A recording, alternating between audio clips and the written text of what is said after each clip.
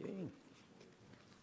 Subcommittee will come to order. Before I have my opening statement, I'd like to take a moment of personal privilege. As many of you know, our chair of the Energy and Commerce Committee recently announced that she would be leaving Congress and leaving us. While we are extremely sad about that, we are happy for her. She has done an outstanding job, and I do not use that word lightly, and I do mean it sincerely. She has been a great mentor for me personally, and she's been a great leader of this committee and a great member of Congress, and we will miss her dearly, and we want to wish you all the best. And I want to recognize the ranking member now for his comments. Well, Chair Rogers, it's been a pleasure to work with you on this committee. As subcommittee chair at one time and now as ranker, recognize your desire to make positive change and to have worked with you in a very constructive way. I appreciate your 20 years of service. I haven't achieved that level yet, but so I can imagine how much effort that takes. And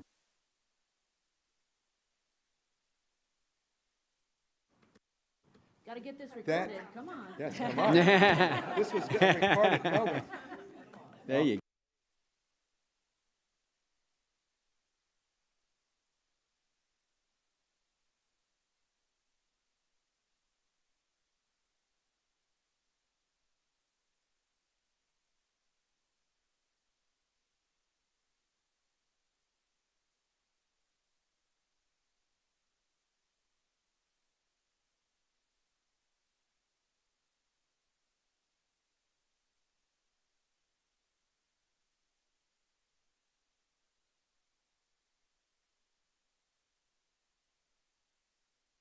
Thank you.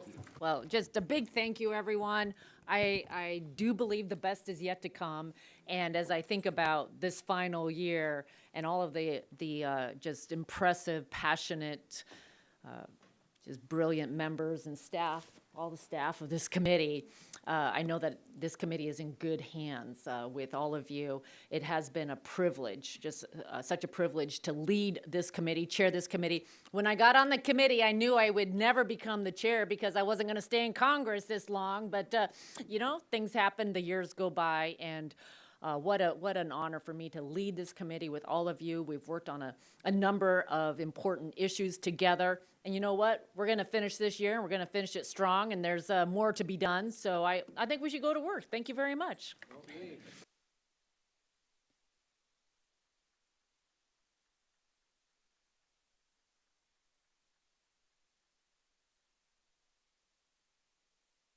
Everyone should go do this. Okay, the chair now recognizes himself for an opening statement.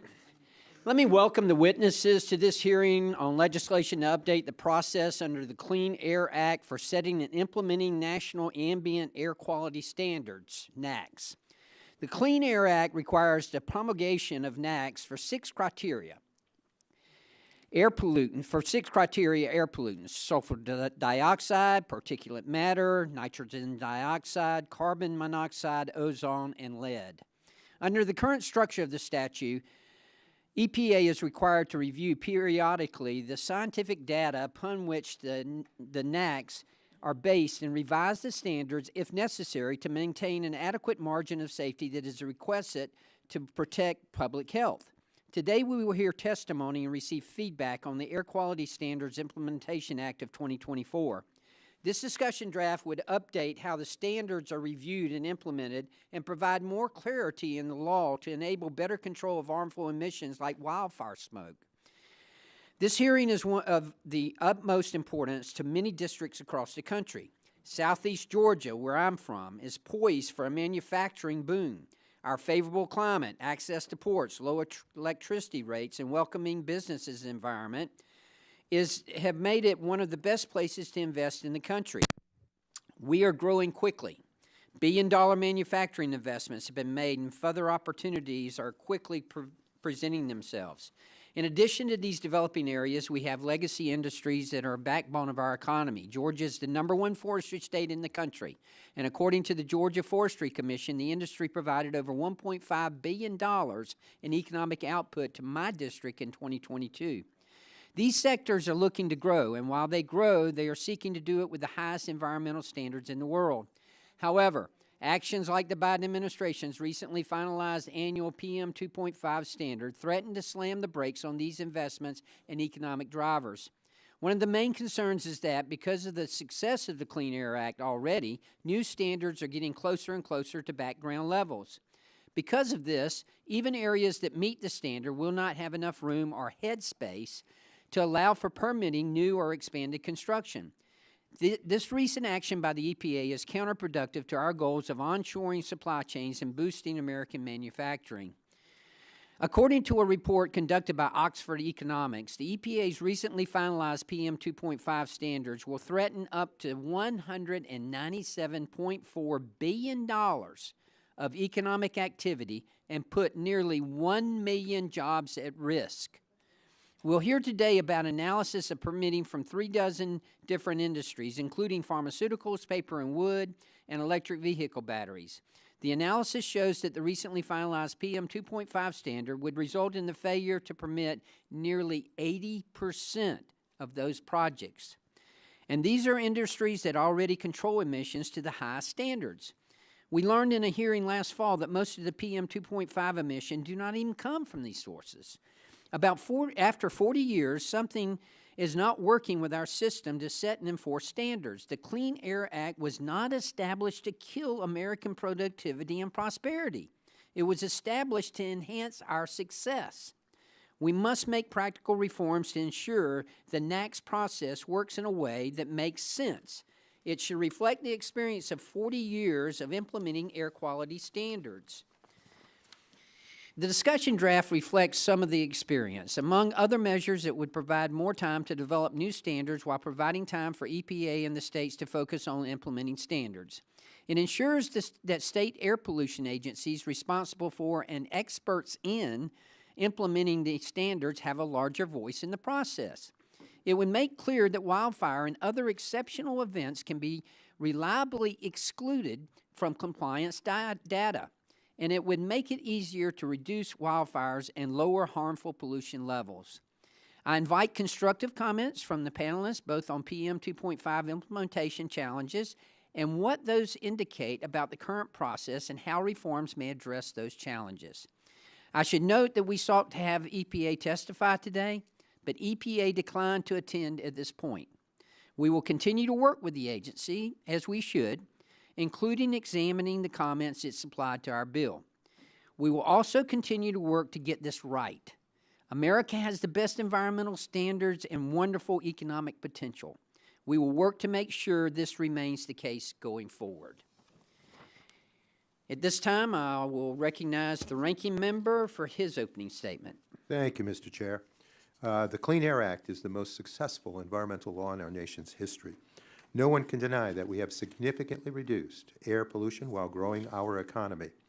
According to EPA, between 1970 and 2019, aggregate emissions of common air pollutants dropped some 77%, while the U.S. gross domestic product grew 285%. And yet, in the past, my colleagues across the aisle have pointed to this progress as a reason why we should not worry about further protection of public health, rather than as a proof that the Clean Air Act is working incredibly well and as intended. Because despite the past 5 decades of success, according to the American Lung Association's 2023 State of the Air report, 1 in 3 Americans still live with unhealthy levels of air pollution. In my opinion, and in the opinions of many doctors, scientists, public health experts, and environmental organizations, there is much more work to do. The National Ambient Air Quality Standards, or NAAQS, are a critically important part of achieving clean air for all Americans. As we have discussed at previous hearings, the NAAQS are special, not only because these standards protect Americans from dangerous pollution like soot and smog, but because they are required by law to be based on the latest science to be protective of our health without consideration of costs. Last week, EPA finalized an updated standard for fine particulate matter. This is just the latest example of this law working exactly as intended. EPA's independent science advisors on the Clean Air Scientific Advisory Committee, upon reviewing the latest scientific literature, determined that the previous standard was not health protective and recommended strengthening it. EPA had a public comment process and decided to lower the annual standard from 12 to 9 micrograms per cubic meter to provide increased health protection, consistent with the recommendations of EPA's science advisors. Moving forward, Americans will get to experience tremendous benefits from this rule. Most importantly, it will save lives, avoiding 4,500 premature deaths.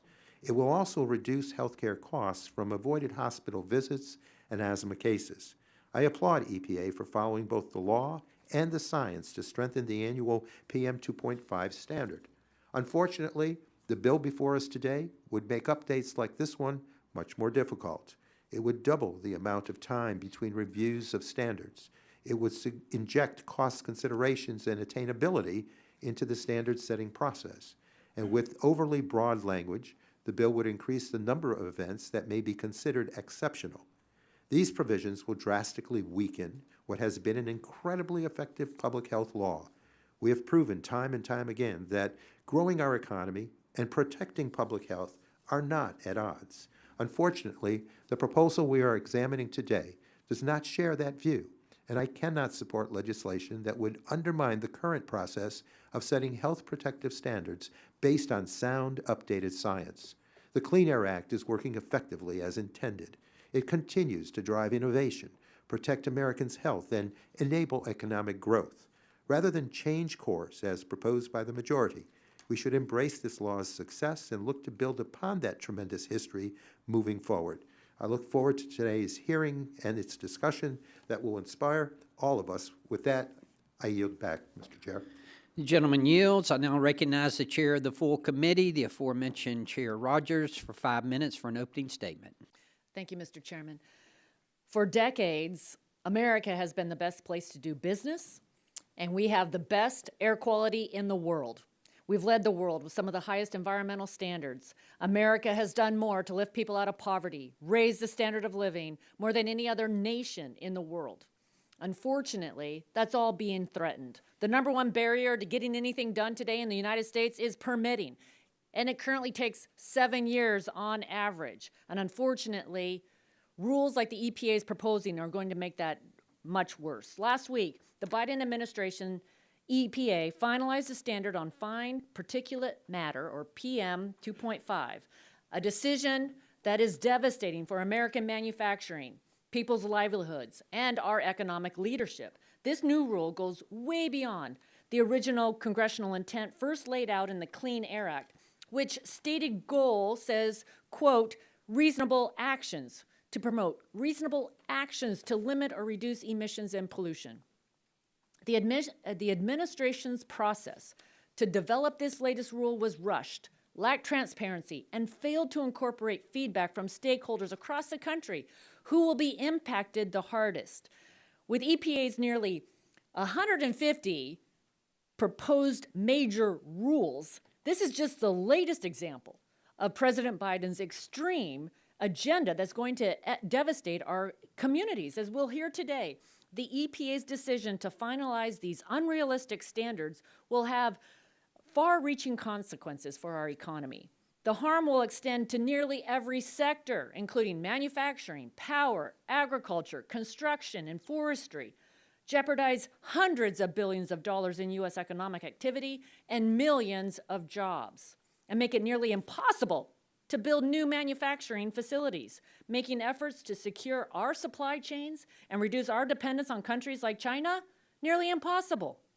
By all measures, the nation's air quality has improved dramatically since the Clean Air Act was enacted, and current standards are improving quality even more. The EPA itself has concluded that the current standards are protective of public health and has reported that the total emissions of criteria air pollutants have dropped 73% since 1980. The data is clear. The U.S. air quality is the best in the world, and it's only getting better. Despite this progress, the Biden EPA is taking steps to introduce these new standards that are completely divorced from reality. Instead of more harmful regulations, what we need are reasonable solutions that appropriately balance protecting our environment while ensuring America continues its economic leadership. That's the approach that we've taken for decades, and it's worked. As our air gets cleaner, the Clean Air Act provisions were established decades ago when the air quality was much worse, and we need to revisit that. We learned in our September hearing that as new PM standards get closer to natural background levels, there's less room for traditional industrial sources to get permits or further cut their emissions. But the EPA's new stricter standards completely ignore this fact. Under those standards, permitting new economic development will be nearly impossible. This will severely hinder new manufacturing projects, including pulp and paper, steel, cement, the automotive sector, advanced batteries, and even pharmaceuticals. States will be forced to limit new economic activity for communities that need them most. Additionally, limits in current law prevent states from addressing other naturally occurring sources of pollution, such as wildfires. We must update air quality standards responsibly in a way that reflects reality. The discussion draft under consideration today will ensure that measures to implement health protections are realistic and balanced in their approach. It will enable more orderly and responsible requirements that states can actually implement. It will ensure regulators follow the law when considering how to promote healthy communities, taking into account things like adverse public health, welfare, social, economic, and energy impacts. It will also make it easier to reduce wildfire risk, something that's especially important in my home state of Washington. Protecting our environment and our economy are not mutually exclusive goals. But in order to achieve both, we must rethink how we address pollution levels that are outside our control.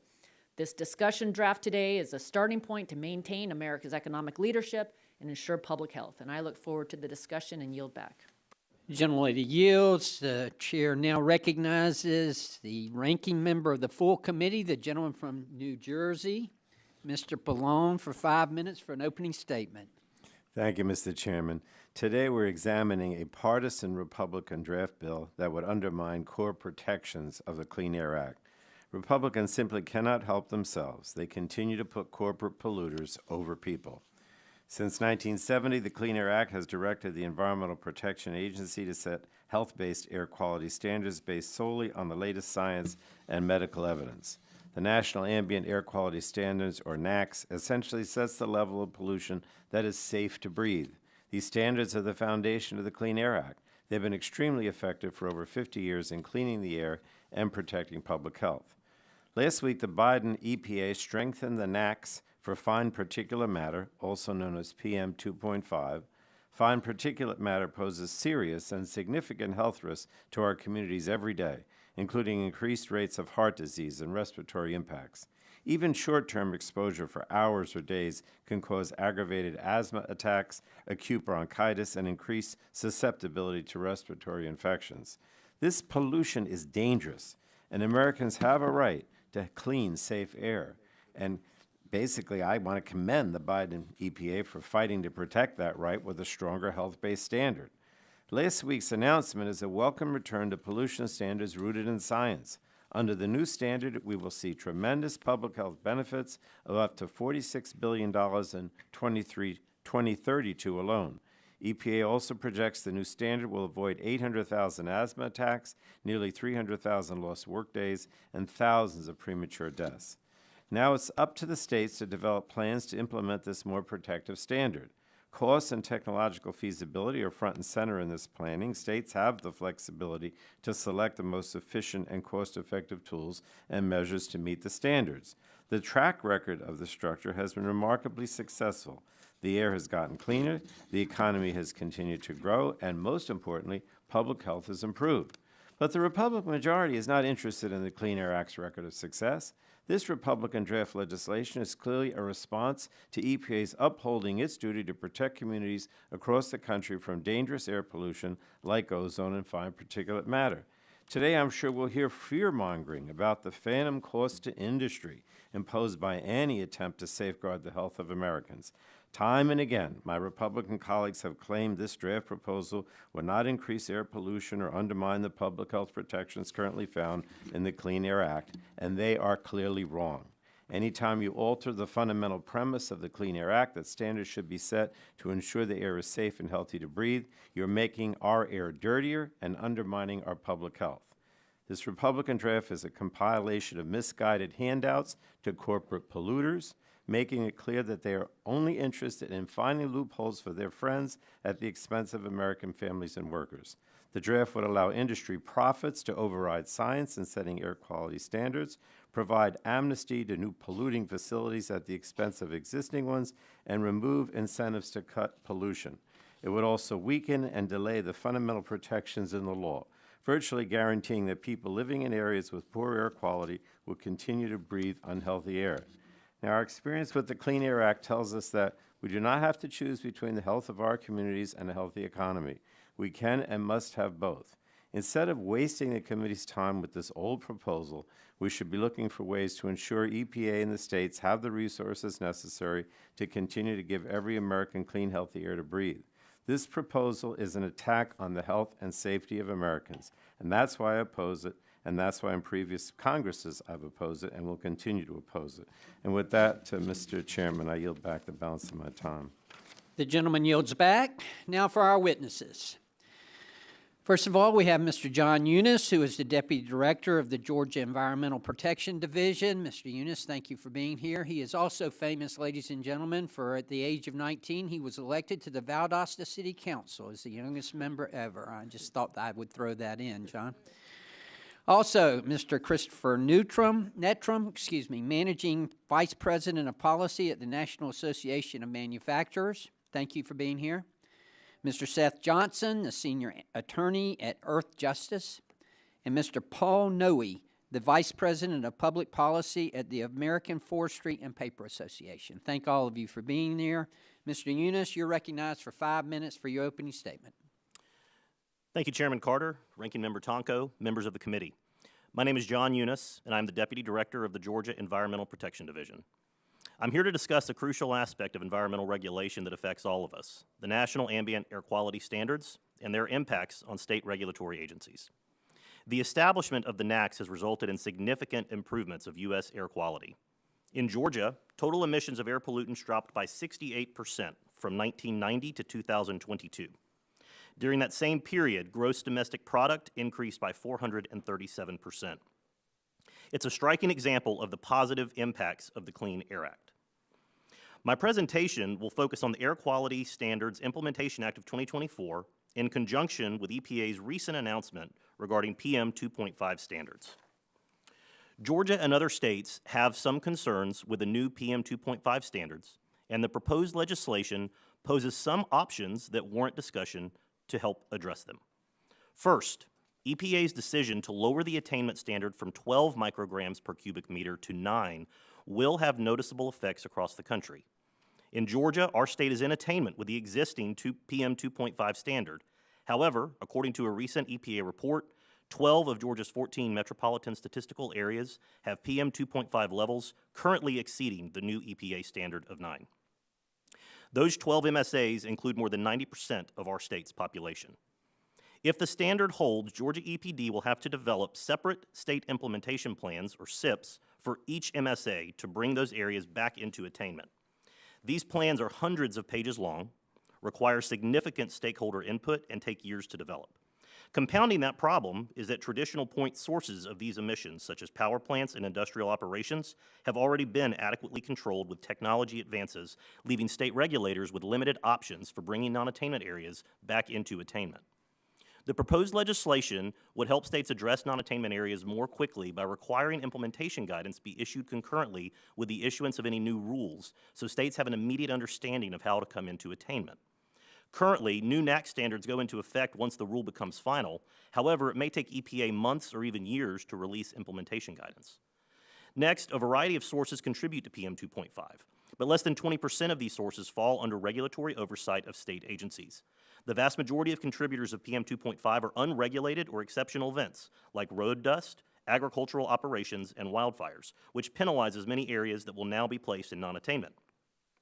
The proposed legislation explicitly recognizes prescribed fires as exceptional events, which saves state regulators from burdensome reporting requirements and helps prevent even more significant air quality concerns by preventing catastrophic wildfires. Third, there will be resource and personnel challenges for state agencies to implement this rule. Federal funding to states that implement federal air standards such as NAAQS has been stagnant for years, even though EPA continues to develop stricter rules that states must then determine how to apply locally.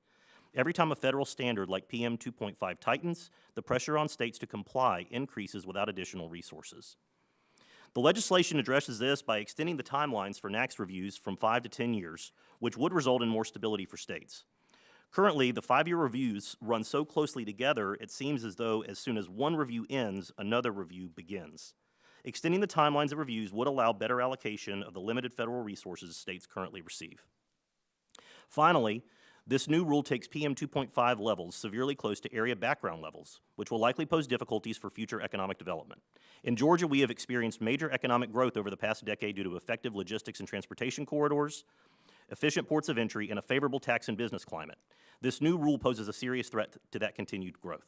Population and economic growth in Georgia to this point has coincided with improvements in air quality. However, the proximity of this standard to background levels of PM 2.5 puts Georgia and other states in a situation that could result in a stagnation of economic growth because the new standard for attainment may not be achievable for many areas. In the last 3 years, Georgia had landed the 2 largest economic development projects in state history. Both of these projects happen to be electric vehicle manufacturing facilities that will employ more than 15,000 people combined. One of these facilities is in Chairman Carter's district. Had this rule been in effect during the recruitment process for both of these facilities, then they likely would have located elsewhere. The legislation provides a couple of provisions that could help address these concerns from arising in the future. It would allow the administrator to consider whether the recommended standard is actually attainable, and it would also increase the number of representatives from air pollution control agencies on the Clean Air Scientific Advisory Committee. Both provisions would help states in the development of future NAAQS. In closing, I want to emphasize that Georgia EPD's mission is to protect public health and the environment, and we will not waver from that commitment. While I believe the PM 2.5 final rule is well-intentioned, it poses multiple challenges to agencies like Georgia EPD. There is likely room for balance in the NAAQS process moving forward, and this legislation proposes some intriguing ideas that could benefit states and the public. Thank you, Chairman Carter, for the opportunity. I look forward to your questions. Thank you, Mr. Eunice. Mr. Netram? Good morning, Chairman Carter, Ranking Member Tonko, and members of the subcommittee. My name is Chris Netram, and I'm the Managing Vice President of Policy at the National Association of Manufacturers. I appreciate the opportunity to testify on behalf of the manufacturing industry and the 13 million men and women who make things in America. Manufacturing supports communities, creates well-paying jobs, pioneers new technologies, and powers economic competitiveness, as well as American influence abroad. But manufacturers are facing a regulatory onslaught. The total cost of complying with existing federal regulations exceeds $3 trillion a year, including $350 billion just on manufacturing. The average manufacturer pays more than $29,000 per employee per year to comply with federal regulations, a figure that rises to $50,000 for small manufacturers. $50,000 per employee every single year. For a small company with 20 employees, that's $1 million a year that isn't spent on capital investment or R&D. The EPA's unworkable PM 2.5 standard is the latest piece of this regulatory onslaught. This new rule will make it much more difficult to create jobs and build advanced factories in the United States. That's because the new standard of 9 is in line with background levels of particulate matter in many parts of the country. In other words, the standard is now so low that companies will be expected to reduce their emissions below what naturally occurs. Making matters worse, most particulate matter comes from non-industrial sources. The vast majority of emissions come from sources like wildfires, controlled burns, crop dust, and unpaved roads. Industry accounts for less than 20% of all PM 2.5, yet the onus will fall on manufacturing to meet the EPA's unrealistic standard. In practice, hundreds of counties across the country could be forced into non-attainment. That means it will be extraordinarily difficult for them to attract manufacturing investment. Roads, bridges, factories, these important projects could be stalled if manufacturers can't get permits to build them. With a PM standard as low as 9, it will be virtually impossible for manufacturers to have any headroom, or headspace as the chairman called them, to allow for growth. Companies that want to invest in communities at or near non-attainment levels will be hard-pressed to guarantee that new shovels in the ground won't push them past the level of 9. And there will be an economic cost to this change. A recent NAM study analyzed a PM standard of 8, which is slightly more stringent than what was actually finalized by the EPA, and it found that our nation would lose up to $200 billion in economic activity and up to 1 million jobs. Moreover, the EPA's approach will directly undermine the President's commitment to manufacturing and Congress's important work to support manufacturing growth here at home. The bipartisan infrastructure law, the CHIPS and Science Act, tax reform, all of these bills were designed to spur investment, but unbalanced regulations and permitting delays threaten that progress. In addition, the EPA's actions make the U.S. a global outlier. Europe's current PM standard is 25. China's, to the extent it follows it, is 35. If we want the next manufacturing dollar to be spent in America rather than abroad, a standard of 9 makes us less competitive. That's why manufacturers urge Congress to act immediately. As a first step, Congress should pass a CRA overturning this rule. At the same time, however, Congress should reform the NAAQS process. The committee's discussion draft reflects a more tailored approach that would take multiple factors into consideration. For starters, the economic effect and impact on American competitiveness, in addition to public health. First, the draft would extend the EPA's review period to 10 years, providing states and businesses much-needed certainty. The draft would also allow the EPA to count wildfire mitigation as an exceptional event rather than holding manufacturers accountable for PM they simply can't control. And the draft would require the EPA to consider economic effects in its NAAQS analysis, allowing the agency to take a holistic view of its standards. These reforms reflect the tremendous progress we've made as a nation since the passage of the Clean Air Act. The U.S. has seen a 78% reduction in PM over the last 50 years, in large part due to manufacturers' investments in cleaner production. We're now at a point where industry contributes less than a fifth of all PM 2.5, far less than fires and dust that have absolutely nothing to do with manufacturing. In short, Congress must act to reverse this damaging decision and reform the NAAQS process. I'd like to thank the subcommittee for shining a light on the EPA's regulatory overreach, and I look forward to answering any questions you may have. Thank you, Mr. Nettram. This time we recognize Mr. Seth Johnson for your opening statement. Good morning, committee members, and thank you for inviting me to testify today. My name is Seth Johnson. I'm an attorney at Earth Justice in Washington, D.C. My written testimony makes 5 major points. 1, the Clean Air Act is a health-based, highly effective, and successful law. 2, more pollution reductions are still needed to realize the Clean Air Act's full promise, healthful air for all Americans. 3, doomsday claims about clean air standards are nothing new and lack merit. 4, the Air Quality Standards Implementation Act of 2024 would undermine the promise of the Clean Air Act and should not be enacted. 5, instead, we should ensure EPA and state air agencies have adequate resources and clear mandates to carry out their core missions, ensuring people everywhere in our country enjoy clean, healthy air. I'll summarize these points now. Everyone in this country is entitled to breathe clean, healthy air. That's the promise we made ourselves as Americans in 1970 and reaffirmed in 1977 and 1990 when overwhelming bipartisan majorities carefully and thoughtfully amended the Clean Air Act. We've made great strides toward keeping that promise. We must not waver from it. The Clean Air Act is a highly successful law. It's helped drive massive pollution reductions. These improvements in air quality have promoted the health and well-being of hundreds of millions of Americans. But work under the Act isn't done yet. Tens of millions are still waiting for the air to be safe and clean in their communities. Also, the harms from air pollution are often not evenly distributed. All too often, the communities who bear the brunt of harmful air pollution have been historically marginalized. These historical factors are unfortunately still with us. So, improving air quality doesn't just improve public health and the environment, it also makes important progress toward realizing justice. This work took a big step forward recently when EPA finalized a landmark update strengthening the annual healthy air standard for fine particulate matter, or soot. Soot kills people. It also causes or is likely to cause many other serious health harms. The new standard will help reduce those harms and also reduce the disproportionate burden soot places on communities of color and low-income communities. The bill under discussion today would break the promise embodied in the Clean Air Act and would retreat from the best this country offers. Where the Clean Air Act offers vision, optimism, and the promise of justice, the bill is short-sighted, defeatist, and resigned to perpetuating inequity. The Clean Air Act is working. Pollution is down, the economy is up. The Clean Air Act has the fundamental premise that Americans have the right to safe, healthy air based solely on the science about the harmful effects of air pollution. Because everyone has the right to engage in ordinary outdoor activities without risking their health and well-being, we use this science to set national ambient air quality standards that must protect sensitive subpopulations like children and older adults. Then, after setting these science-based standards, we work to attain them in sensible, effective ways. The net result is that the Clean Air Act catalyzes innovation, and we benefit, both in terms of health and welfare and economically. The Clean Air Act has a proven record of producing and allowing for both pollution reductions and economic growth. Since 1970, when the modern Clean Air Act started operating, emissions of the air pollution regulated by standards have dropped by 78%. At the same time, our gross domestic product has tripled. Decade after decade, we've seen that good public health policy is also good economic policy. Decades of studies have shown that air pollution harms our health, and at its most extreme, leads to death. But air pollution also has acute effects that are felt daily by millions of Americans and can include missed work days and missed school days due to illness like asthma or COPD.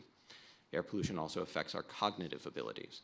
So it's no wonder that as air pollution decreases, productivity and economic growth increase. Air pollution not only chokes us, but it chokes our economy. Excuse me.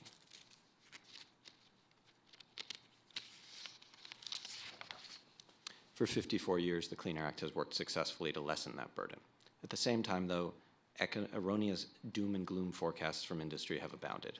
That pessimism conflicts with our country's actual experience, clean air standards sparking technological advancements, generating deep pollution reductions, along with strong economic growth. Earthjustice and others have explained the flaws in several recent attacks on EPA's new soot standard, as my written testimony and its attachments detail. Overall, the Clean Air Act is a great deal for our country. The benefits of the Clean Air Act significantly exceed the costs. We have substantially improved air quality, saved and bettered many people's lives, and in some, obtained a huge net benefit for our country. The bill under consideration should not be adopted. It would weaken the Clean Air Act radically without a single improvement, rob Americans of their 54-year right to healthy air based on medical science, and delay life-saving health standards already years overdue. I welcome your questions. Thank you, Mr. Johnson. Mr. Noe, you are recognized for 5 minutes for your opening statement. Thank you. Chairman Carter and Ranking Member Tonko and distinguished members of the committee. My name's Paul Noe, and I'm here today on behalf of the American Forest and Paper Association and the American Wood Council. Thank you for the opportunity to speak about reforming EPA's air quality program. AF&PA represents manufacturers of sustainable paper products, and AWC represents manufacturers of structural wood products. These products are sourced from sustainably managed forests and made in America. Our industry employs about 925,000 hardworking Americans, producing 5% of our nation's GDP. And I'm proud to say our industry has already cut its greenhouse gas emissions by 24%, and we have a voluntary goal to cut them in half by 2030, consistent with President Biden's goal. Our members care deeply about the health and well-being of the communities in which we operate, and we'll continue the work to reduce harmful pollutants using the best technology. But there's no way to sugarcoat it. Our regulatory process is not working, and we need your help to fix it. Specific problems manufacturers face with the current NAAQS program include, first, outdated tools and policies that require facilities to use multiple worst-case assumptions and overstate a project's true impacts on air quality and cause permit gridlock. Second, a perpetual cycle of litigation-driven reviews creates massive regulatory uncertainty and massive investment uncertainty. And third, our regulatory system simply does not optimally address the most impactful emissions. Last week's PM NAAQS rule vividly demonstrates why common sense reforms are urgently needed. Under previous PM standards, our industry made substantial capital investments to modernize, and we made great environmental progress. But last week's PM NAAQS will no longer permit similarly beneficial projects. That's a lose-lose for our mills, for our employees, and the environment. Furthermore, affected communities won't truly benefit until EPA addresses 84% of the particulate matter that is left unaddressed by this rule. from other sources such as wildfires and road dust. Our mills account for less than 1% of the PM. We can't have progress on our nation's air quality objectives that's meaningful by simply focusing on the same stationary sources that have been regulated for decades under this program, especially when the permit program is so challenged and so unworkable. Let me be clear. This new PM standard is a perfect storm for permit gridlock, making it much harder to modernize facilities and to continue reducing emissions. EPA's rush to tighten this standard close to background levels and without a workable implementation plan has caused a tremendous gridlock. And the rulemaking also sets an unrealistic 60-day effective date, which sets a course for this gridlock to commence right away. It's very frustrating that EPA and the White House ignored concerns raised not only by industry, but by our partners in labor and many elected leaders from both parties. As a result, many current and future modernization projects are now at risk. So where do we go from here? The proposed legislation you are considering today would greatly improve the NAAQS program.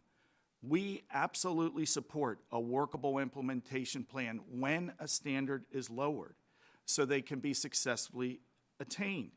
Establishing a 10-year cycle to increase uncertainty and reduce wasteful litigation. And reforming the exceptional events program to prevent wildfires, which again is the largest source of particulate matter. We applaud the committee for putting this bill forward, but we also urge you to strengthen it to cover this PM NAAQS rule to ensure a workable implementation plan when it takes effect. We also think it's important to clarify what an acceptable implementation plan should include, to provide for realistic modeling that reflects where people actually live and work and the variability of emissions, and allowing exceptional events to be accounted for in modeling and permitting. Unfortunately, this rule's only the tip of the iceberg because we face an enormous cumulative regulatory challenge now. Many rules disregard evidence of unintended harms. If we don't change this trajectory now, we believe American jobs in many of your districts are at stake, and we stand ready to work with you to resolve this issue. Thank you for your consideration, and I want to express my great appreciation for Chair Rogers' tireless leadership over 2 decades to support sustainable manufacturing in America. Thank you. Thank you, Mr. Noe. Okay, we'll now begin questioning, and I want to recognize myself for 5 minutes. Mr. Eunice, I'll start with you. Thank you for your testimony today. As you and I know, and as you shared with everyone, Georgia has one of the best air quality departments in the nation, and I appreciate you presenting your perspective on that today. You referenced in your statement that Georgia landed 2 of the largest economic development projects in state history in the last few years, and both of them are EV manufacturing plants. In fact, you also noted that one of them is in my district, the single largest economic development project in the history of our state. A $5.5 billion investment, creating over 8,100 jobs, probably that much more of an investment in ancillary businesses, probably that many more jobs in ancillary businesses. So obviously we're very excited about that. But in your testimony, it shows that industrial emissions are a relatively small portion of the emission profile, and a lot is background and other sources. This seems to miss the mark for improving air quality. Do you think that standards should be set that are attainable? Absolutely, Mr. Chairman. I think that's one of the considerations that should be taken by the KSAC and that EPA should consider. In fact, Georgia's Division of Air Quality Director, Dr. Jim Boylan, formerly served on the Clean Air Scientific Advisory Committee, and that's a point that he made in multiple discussions over his 6 years of service.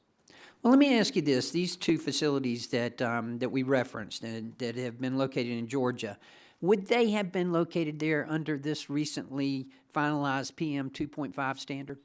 So in my experience, when an economic prospect comes into Georgia and asks about specific locations that they would like to locate their facilities, the first thing they ask is this area in attainment with NAAQS or not? And if the answer is no, then that list, that option is very quickly stricken from their consideration, just because they know the hurdles they'll have to go through will be enormous. So if these new standards for PM 2.5 are implemented, would they force the state to create compliance plans across all the economically active areas of the state, which constitute about 90% of the population, I believe you said? That's a large new burden for these communities, isn't it? It would be, and I do want to clarify that some of these areas, after we do some additional modeling, may not end up being a non-attainment, but from our initial estimates, this is what this 90% of the population of our state would be impacted. Good. All right. Thank you, Mr. Eunice. Mr. Noe, I'll go to you.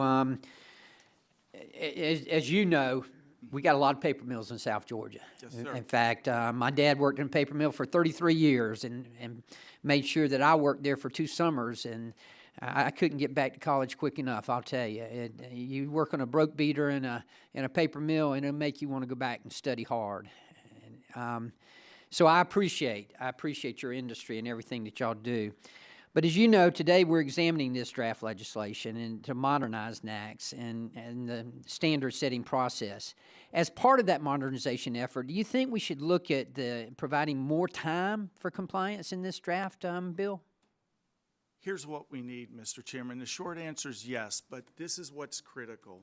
We need a real-world workable implementation plan with the rule. We've got things ass backwards now. The rule comes out, it's tightened dramatically. We don't have a workable implementation plan. That's a recipe for permit gridlock, and we've been asking the agency for a decade to reform its broken air permit program. You know, the proponents of this, of the new PM 2.5 standard, have said that industry always adapts.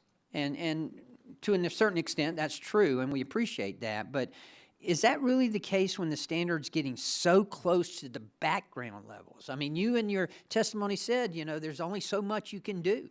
Well, here's the problem, okay? Because we have this broken permit program, projects are in jeopardy all across our country.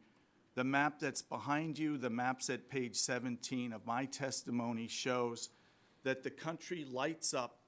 No longer do we have much green, which is go. You can go forward. We got a lot more red, non-attainment, but what is huge is the pink. And what that means is the standard is at 9, but average background in this country is 8. This is simple math. You typically need 3 micrograms, modeled micrograms, for a project to be approved. The math no longer works because you can only say 8 plus 1. If you're plus anything beyond 1, you're at grave risk that no project can happen. That map shows it in dramatic detail, and those black dots on that map are real permits that were approved at 12 that would be blocked at 9. Great. Thank you, Mr. Noy, and thank all of you for being here. I'll yield back and at this time recognize the ranking member, Mr. Tonko, for 5 minutes of questioning. Thank you, Mr. Chair. As I expressed earlier, it is critically important that these standards are based on the latest science to ensure they are health protective. However, I'm concerned that several provisions in the majority's proposal will undermine those efforts. For example, the proposal would change the 5-year review cycle to a 10-year cycle. Mr. Johnson, what would be the consequences of making that order of change? Thank you, Representative. Well, scientists are continually studying the effects of air pollution, and sometimes even over the span of a few years, there can be significant new science that's developed. And we saw this with the soot standard, where studies from 2018 to 2021, just a 3-year period, strengthened the showing that historically marginalized communities, like low-income communities, are disproportionately burdened by soot pollution and its harmful effects. So frequent review of the standards is necessary to ensure that they keep up with the developing science, and this is especially important for communities that we are learning or confirming are especially harmed by air pollution. And there can be a lot of science produced in a short period of time. For example, the 2020 ozone standard review included more than 1,700 new studies that were published since EPA's 2015 review of that standard. So, Mr. Johnson, if we are committed to having our environmental protections be based on the latest, best available science, would shifting to a 10-year review cycle undermine that goal? Absolutely. It would undermine the goal because it would make it... EPA's reviews often run long, and if they're given more time, they would run longer, and the whole time that's happening, who would be left behind. It would be the people who are most harmed by the air pollution that they're breathing, and they wouldn't have stronger protections to keep them well. Mr. Johnson, I would also like to ask you about the legislation's proposed changes to the Clean Air Scientific Advisory Committee. Currently, the CASAC is statutorily required to have 7 members, with at least 1 from a state agency. What is the role of the CASAC today? Sure. The role of the CASAC is hugely important. As I mentioned, this is, sort of a unique opportunity for regulators to engage with developing science. And it can be very fast-moving science. So it's really important, I think, to have, people who are really deeply immersed in it and who are focusing on what the standards role is, which is to say, this is what the science says is safe and healthy for people to breathe. So would you say it's to inform EPA's consideration of the latest science when reviewing standards, or is it more focused on implementation and feasibility of standards? CASAC's role in the standard setting process is integral. It's hugely important. That's what they focus on, and the standards are science and health-based. They do not and cannot and properly do not and should not take into account predictions of feasibility or attainability. I know that states can have tremendous technical and scientific expertise, and I'm proud that a representative from New York's Department of Environmental Conservation is serving on that committee. So while it is important for states to have an ability to contribute to scientific reviews of standards, I also believe states are just one of several important contributors. Mr. Johnson, are you concerned that this proposed change to CASAC's membership might tip the balance of the committee? Oh, absolutely. States do indeed have an important role to play as regulators, and they offer some expertise, certainly in science. But like I said, I think this is a very good opportunity it's important for the members of the Scientific Advisory Committee to be sort of fully immersed in the science that's going on, and the scientific research that's going on. So some of these changes obviously are going to really change the approach as we've known it, and so I thank you for your responses. Mr. Chair, I thank you again for holding this hearing, but I do want to reiterate my serious concerns with this proposal, and with that, I yield back. The gentleman yields. The chair now recognizes the gentleman from Alabama, Mr. Palmer, for his 5 minutes of questioning. I thank the chairman. Mr. Noe, what causes asthma? I'm not a health expert. Well, even the health Congressman, experts but don't know. But I just wanted to give you a chance to respond to that, because what we've seen since 1980 is a 60% reduction in emissions, despite the fact that the economy's grown over 700 and something percent. Vehicle miles driven's up 113%. Population's up 42%, I think. The issue here about air quality is a valid issue, but the fact of the matter is that we don't know what causes a lot of the respiratory illnesses, particularly asthma. What we have found is that people in lower income people who have poor housing, poor diets, poor access to health care are the ones where we've seen the predominant increase in asthma rates. So when you talk about, and you made a great point about this, the unbelievable economic damage that it imposes on people who don't have access to better paying jobs. And when they don't have access to better paying jobs, they can't afford better housing, they can't eat better, they don't have access to health care. And in many respects, what my colleagues across the aisle are advocating is really going to be more problematic for people who are struggling with these diseases. It doesn't make any sense. I look at what we've done just in reduction of particulate matter.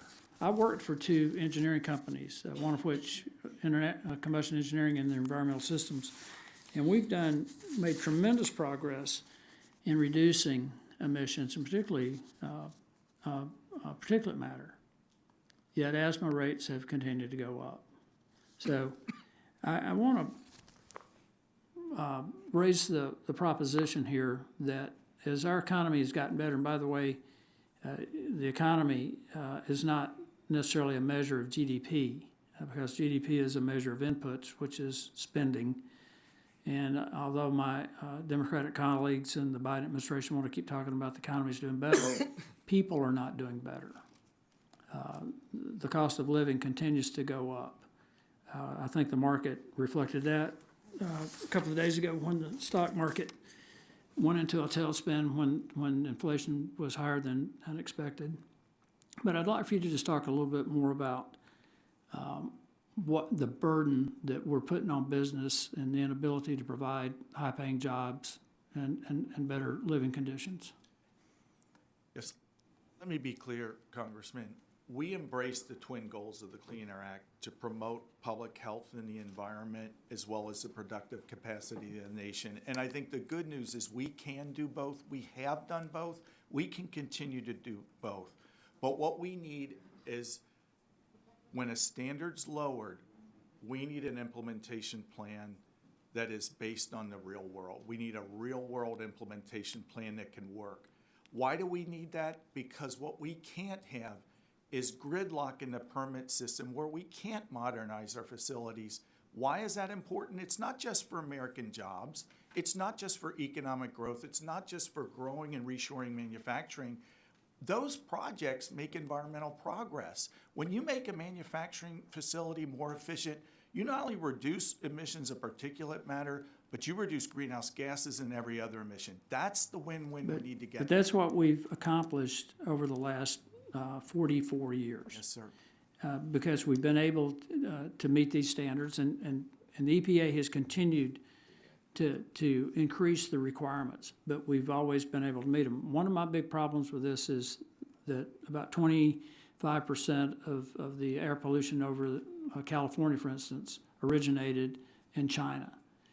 We've had several people mention the wildfires.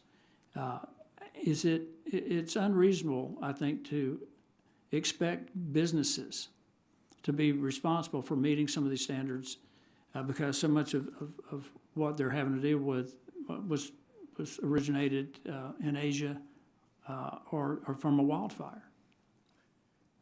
That's why we say it's so important to have a real-world implementation plan. And that's why it's so important to look at the whole issue and be realistic about the things you're talking about, Congressman, like international transport of emissions, wildfires. The current program's not doing that. It doesn't make sense to me from a public health perspective to only look at 16% of PM emissions and ignore 84%.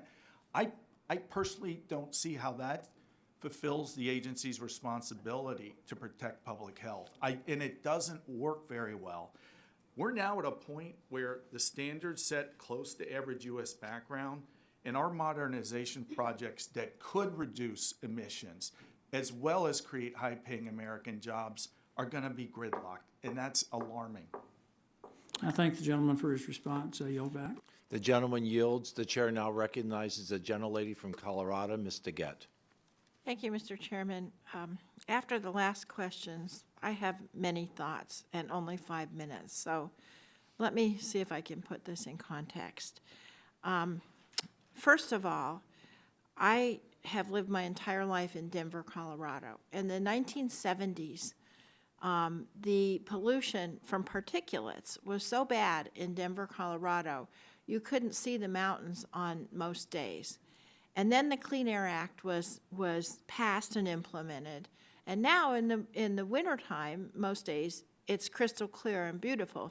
I urge everyone to come to Denver, and then you can go skiing up in the mountains, assuming we have snow.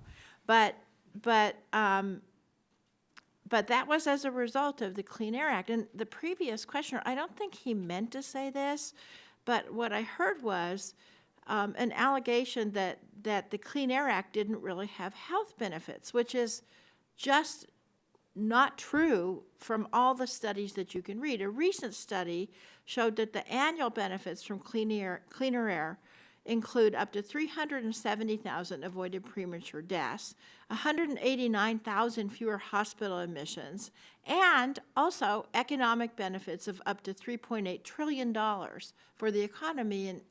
And I see, Mr. Noy, you're nodding yes. And I think everybody in the business community would probably agree with that. I surely see in my own family and in my own constituents, asthma has really gone down because of the Clean Air Act.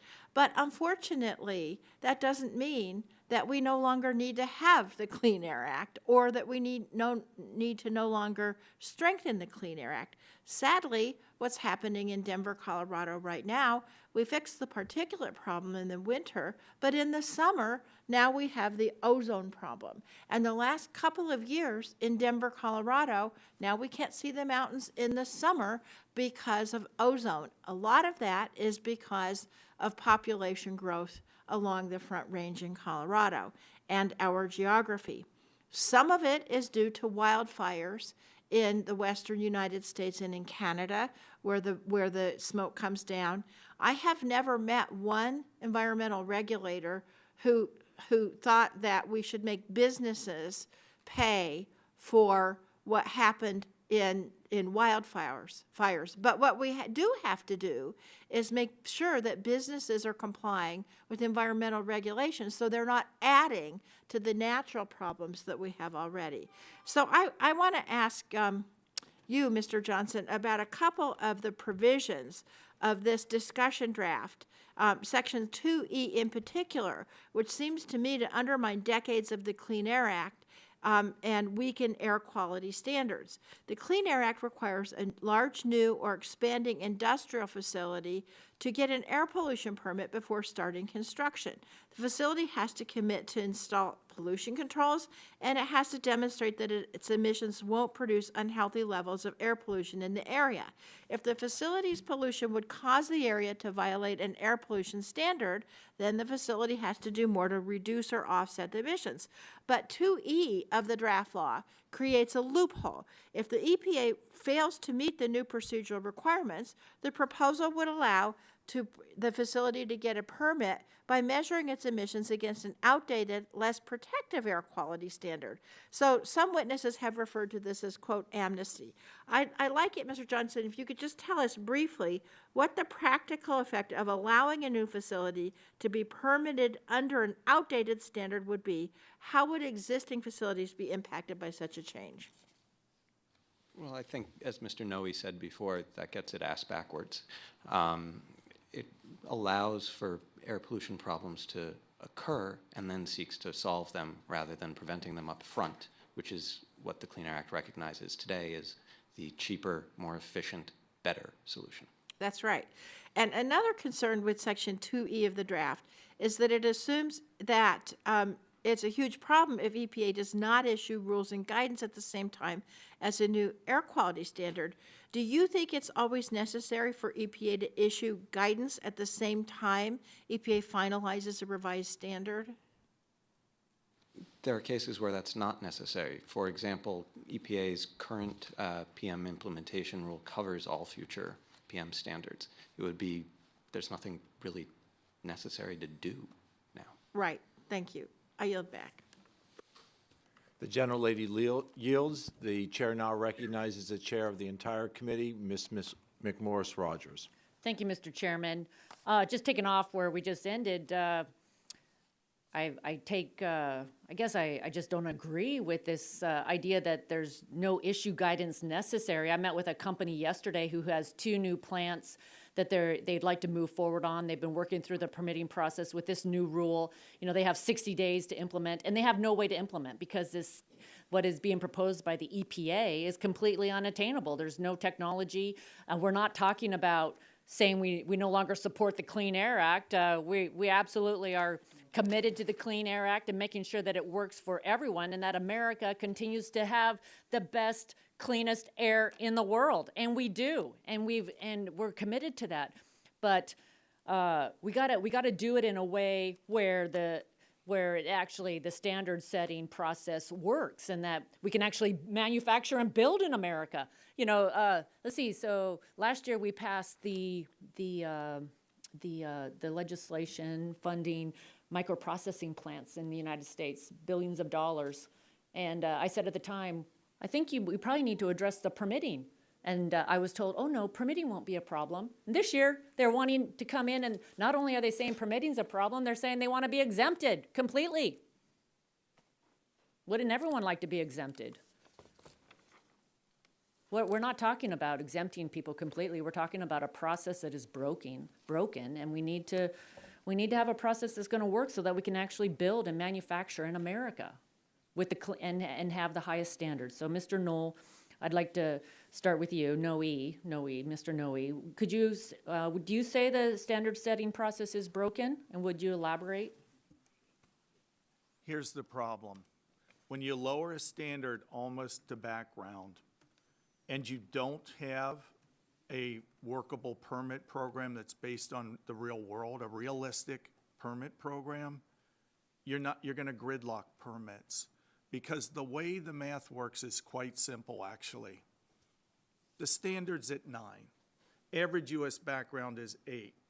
Headroom to get a permit has to be 8 plus something. And if it's anything over 1, you don't get the permit. The average headroom a permit needs for a significant project is 3. 8 plus 3 is more than 9. The project's not going to proceed in that circumstance. And this is a serious problem all around the country.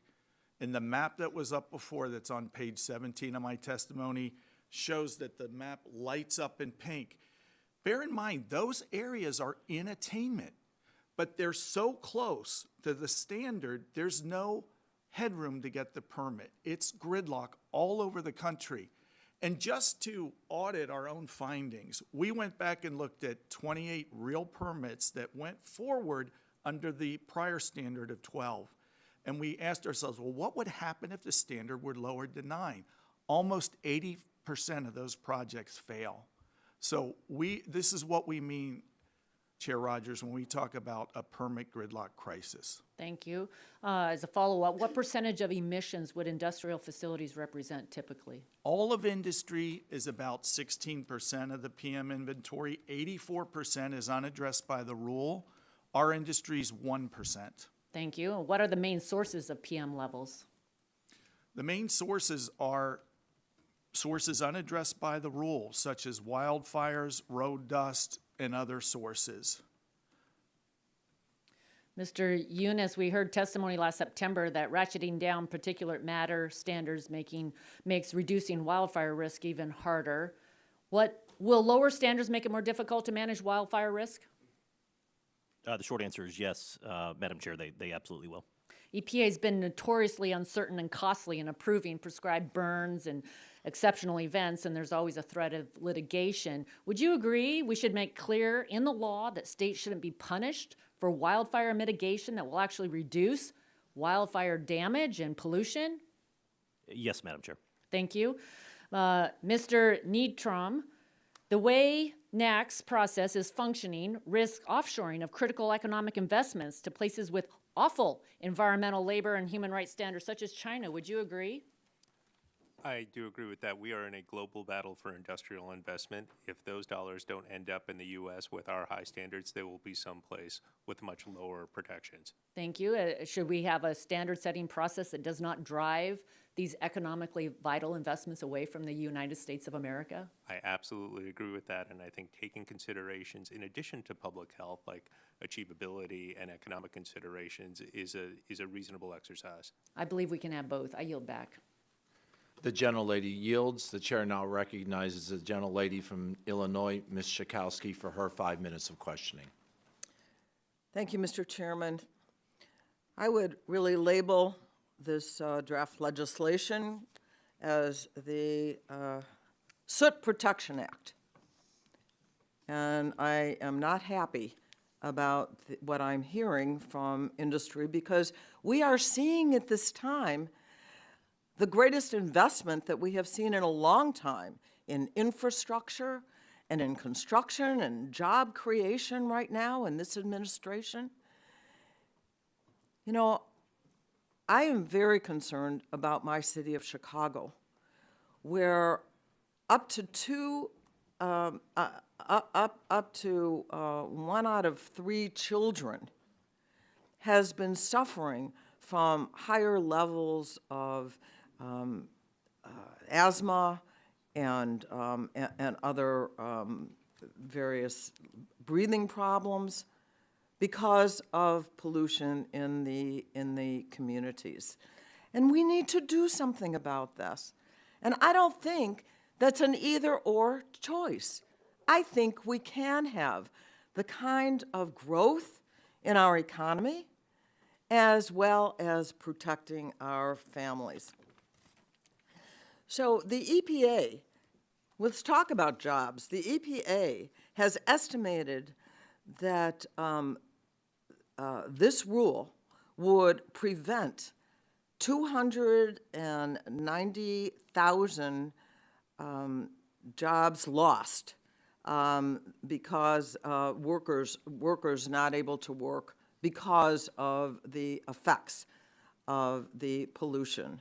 And it estimates that it will save $46 billion in healthcare costs by 2030. It seems to me that that's a fair trade-off. If there are some difficulties or some challenges, that we meet them in the corporate sector and that we make sure that we protect our people. So, Dr. Johnson, I just wanted to ask if you could discuss how this draft bill, the bill that we're considering today, which I am not in favor of, on what kind of effect it would have on, if you see that this would actually save enough children and enough people to make it worth doing. Thanks. Just for the record, I'm not a doctor. Did I say doctor? I think you called me Dr. Johnson. Oh, I'm sorry. Do not want to have that responsibility. Okay. But I think this bill would jeopardize people's health and, well, their productivity in 2 big ways, both in the standard setting process and in the standard implementing process, which would jeopardize health tremendously. So it seems to me that when we're talking about the creation of businesses, that we ought to be also considering the workers. And so if we have a better standard and making sure that those jobs are safer and cleaner, that would be a really positive outcome. And also, Mr. Johnson, I wondered if you could also talk about why it is important for the EPA to make sure that, let me see, if I could read properly.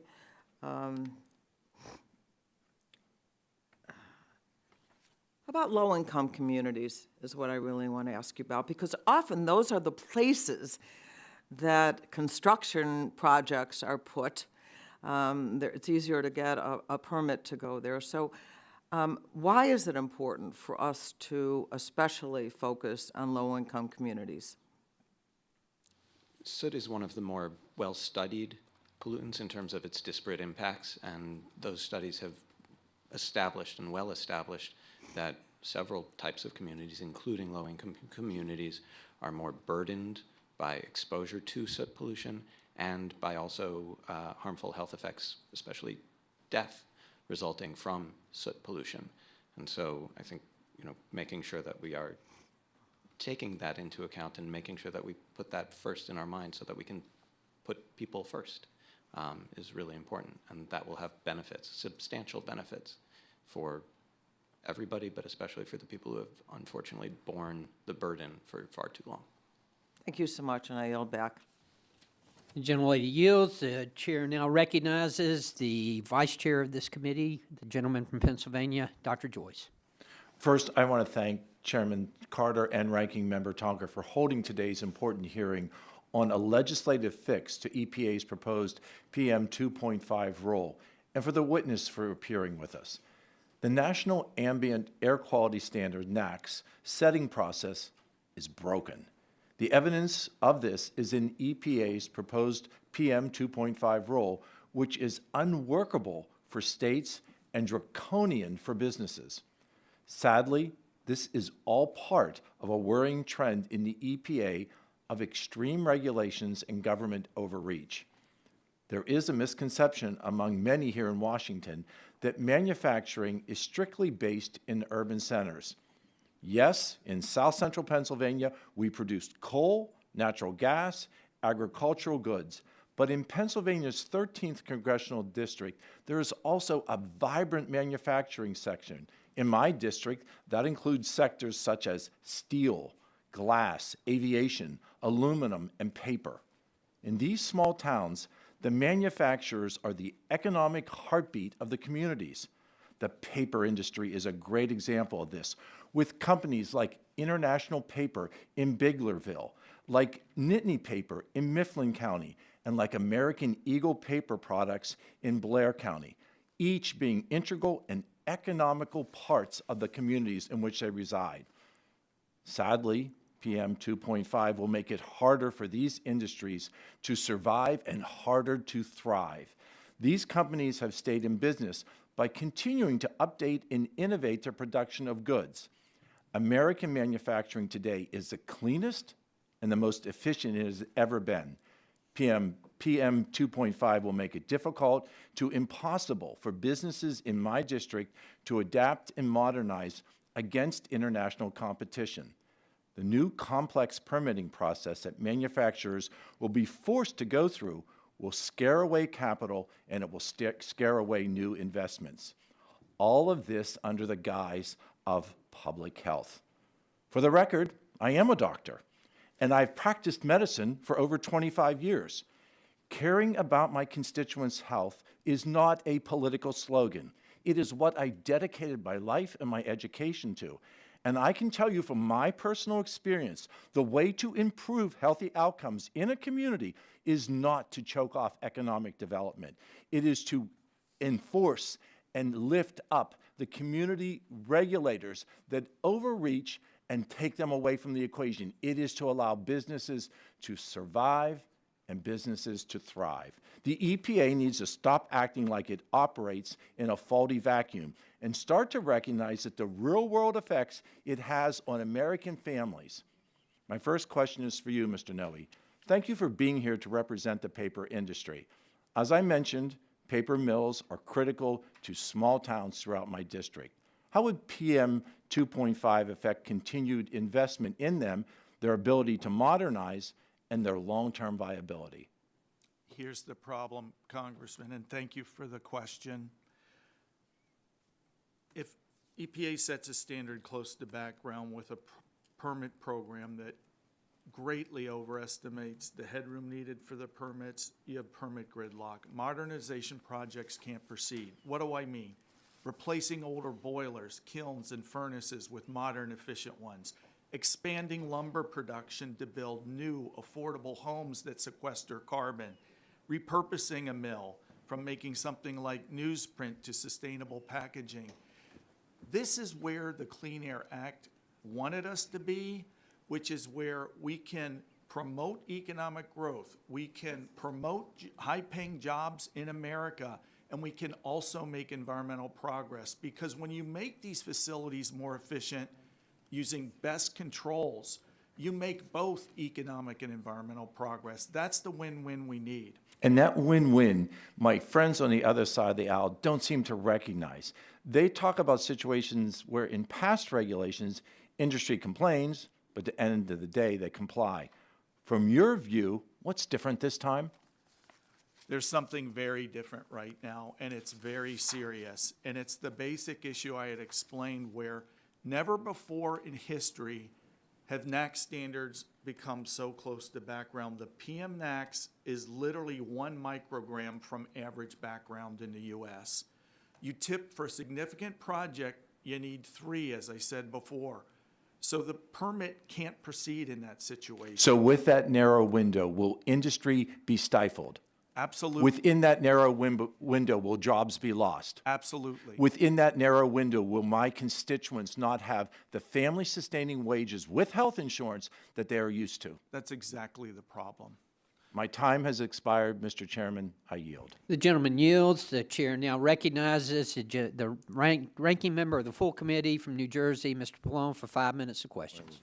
Thank you, Mr. Chairman. Every time EPA proposes a new policy, we hear the same litany of arguments over why it can't be done. These arguments rely on these exaggerated and unsupported claims about implementation costs, job losses, minimal health benefits. I mean, I've just heard these doomsday claims over and over again. It never stops. Mr. Johnson, what does the history of the Clean Air Act tell us about the relationship between environmental health and safety regulations and our economy, please? It tells us that we can have both, and we do have both. Now, one of the exaggerated, truly exaggerated, Republican claims being circulated about the new PM 2.5 standard is that the majority of counties around the nation will be in non-attainment. Of course, this conflicts with EPA's own analysis. Now, we have this map here. Most counties with monitors already meet the strengthened particle pollution standard. Look at the map. The overwhelming majority of the United States is in light green. These are counties with air monitors that already meet the more protective standards. So, Mr. Johnson, you mentioned this false Republican claim in your testimony. Can you expand on why their analysis is not realistic? Sure. So the approach that was used in those maps is not the approach that EPA has ever taken to making designations under a PM standard. And indeed, EPA last week put out a memorandum that confirmed that it's not going to follow, does not intend to follow that approach, but rather would follow its historical approach, which is a careful, thoughtful approach that looks at a variety of factors and has never resulted in a map that looks like that. So the National Association of Manufacturers released a report that, as you mentioned today, about the economic effects associated with the stronger PM 2.5 standard. True to form, the report paints a dark picture. Mr. Johnson, based on your Clean Air Act expertise, what do you think of their report and the potential economic impacts? I know you've commented on it already, but I'd like you to comment on the potential economic impacts, if you could. Sure. I think it's important to note that the report doesn't even claim to say this is what will result economically from stronger standards. It says this is an amount that could be exposed to regulation. That is very different from saying that is job losses or economic growth or any sort of thing that will be lost. It's just a measure of exposure. And you know, I think the report has also got some flaws. It assumes that there won't be any improvements in technological controls, and that's just not what we've seen historically. Part of the genius of the Clean Air Act is that it assumes, it predicts, it believes that we, our country, with innovative business and we can innovate. We can come up with solutions. And industry touts how innovative it is, yet they seem to doubt themselves in this circumstance.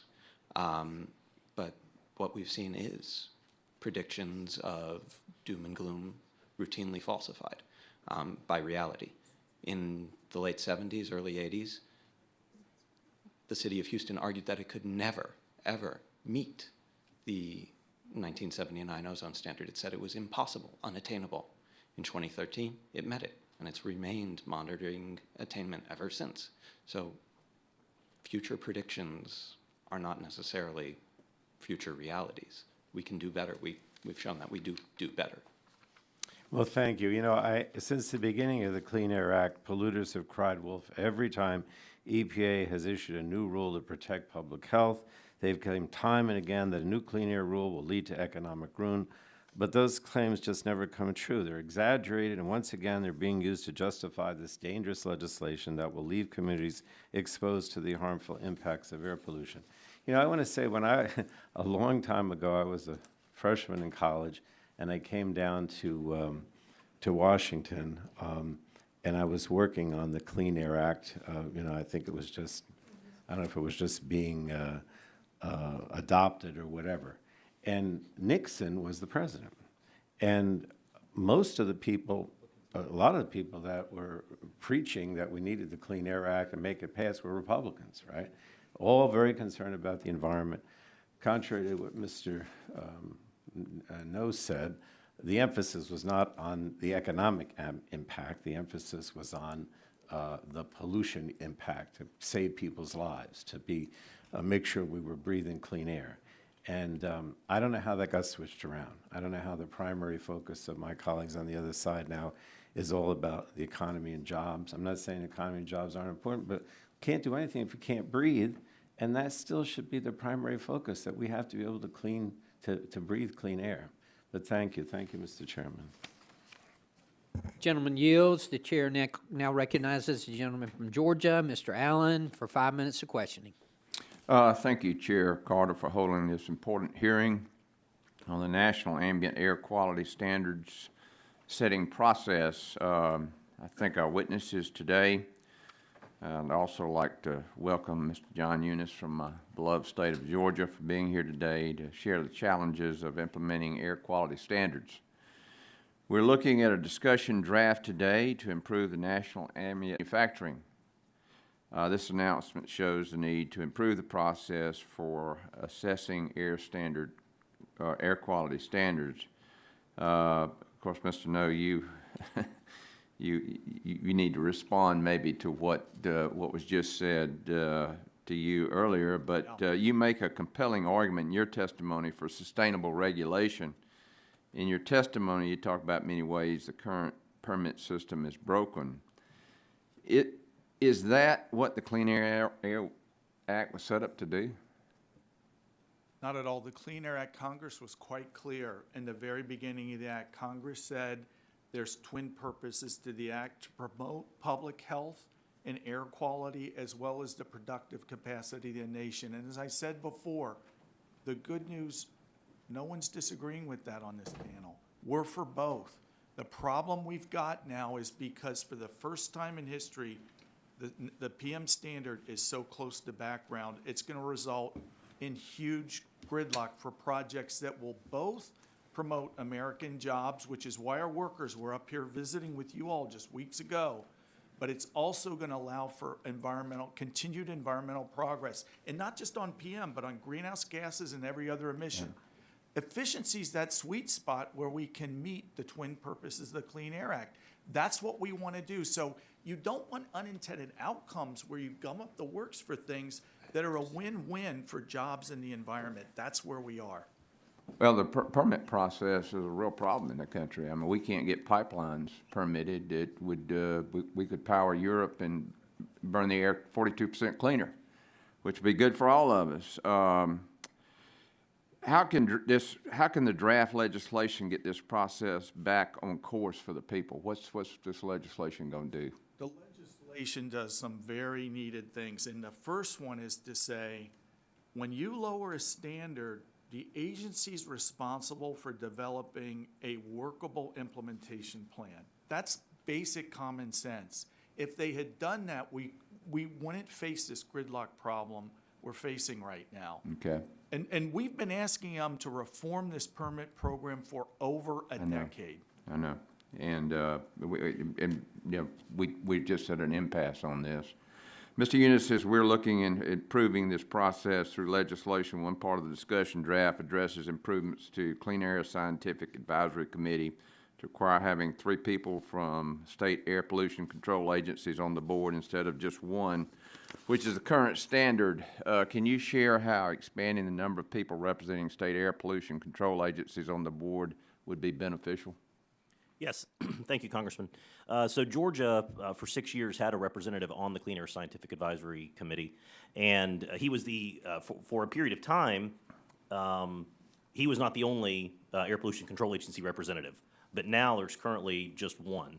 And I feel like that perspective has gotten lost of what it's actually going to take to implement this standard at a state level and the burden that places on communities. Mm-hmm. And so I think having that additional voice would be beneficial.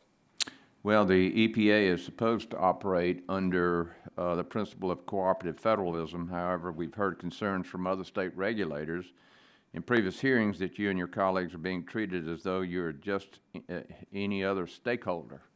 Where's the cooperation? And why? What's the problem? Yes, Congressman, there have been some challenges recently with some heavy-handed approaches from EPA into areas that have traditionally been handled by states. Right. And that is a I fact. mean, do they treat you as a co-regulator, or they just ignore you too? It's becoming more and more difficult. Is it? Okay, thank you. Mr. Chairman, I yield back. Gentleman yields. The chair now recognizes the gentleman from Maryland, Representative Sarbanes, for 5 minutes of questioning. Thanks very much, Mr. Chairman. Thank you all for being here today. Since 1970, several key features of the Clean Air Act have helped make it one of the most successful environmental laws in the world. I mean, it really is a terrific piece of legislation, and it's created a very important framework. Its science-based health protective standards keep us moving towards our ultimate objective of healthy air for everyone. And cooperative federalism allows EPA to set clean air goals while states decide how best to achieve them. Mr. Johnson, is it important for EPA to have the ability to set strong, enforceable air quality standards? And do you think industry would meet these air quality standards voluntarily if they weren't sort of corralled a little bit? I think that's vitally important. I think it's no coincidence that since the Clean Air Act was enacted to have those standards, air pollution has dropped. Before then, it wasn't. Yeah, I agree. And the Clean Air Act recognizes that it usually costs less to pollute than to clean pollution up. Absent regulatory requirements, businesses generally don't control pollution. I mean, I get that. I understand that when they look at their costs. They may not necessarily step up in the way that they should. And we see almost every time EPA proposes a significant new requirement that business leans against it. Industry tells us it can't be done, that it'll cost too much, it'll turn off the lights, etc. But then they kind of get with the program and they work it out, and we land in a place where business is able to continue to make the contributions we want to see from them and that they want to achieve. And at the same time, we can get to a higher standard in terms of clean air. So again, Mr. Johnson, have we found that the industry is somehow crumbles in the face of these standards, or are they able to meet those standards generally when they're brought to bear? They're generally able to meet them, and the Clean Air Act recognizes that there may be difficulties and makes careful, limited exceptions for those circumstances where it's truly impossible or difficult. But the Clean Air Act recognizes that, people have the right to breathe clean air, and we are a country that solves problems, and we can do that, and it harnesses that energy. Yeah, and I like that statement, we're a country that knows how to solve problems. I mean, we know from decades of experience that the Clean Air Act actually drives innovations in pollution controls. I mean, out-of-the-box thinking results from some of the pressure that is brought to bear. That becomes a new industry standard and takes us to a better place. And using regulatory standards to drive technological innovation is actually one of the hallmarks of the Clean Air Act, certainly when it comes to pollution controls, and we call these sometimes technology forcing standards, but that's a good thing. Once an air pollution standard is in place, American industry gets to work and meets the standard, and along the way, we develop more effective and less expensive pollution control technologies. So not only is our air cleaner, but we also end up exporting tens of billions of dollars of pollution control equipment all over the world, because as the rest of the globe is seeking to meet higher standards and clean up their air, they recognize that there's an innovative toolkit that we've created based on the standards that the EPA has set. Unfortunately, the discussion draft being considered today would inhibit EPA's ability to drive pollution control technology, undermining an approach that has been environmentally and economically successful for over 5 decades. And with this text, I fear that Republicans are putting polluters over people. I mean, that sounds like sloganeering, I guess, but I do worry that there's too much influence in this place and in a lot of places where laws are made by industry that that's leaning against these standards. And in the public's interest, we need to be pushing back on that, making sure that we're reaching for the next level. American families will pay the price for the kind of handout that I think this legislation establishes for some of these industries in terms of boosting their profits. And that's why I've opposed previous versions of it, and I continue to strongly oppose the proposal today. And with that, Mr. Chair, I yield back. Gentleman yields. The chair now recognizes the gentleman from Texas, Representative Weber, for 5 minutes of questioning. I thank the gentleman, and irrespective of the term from the other side of the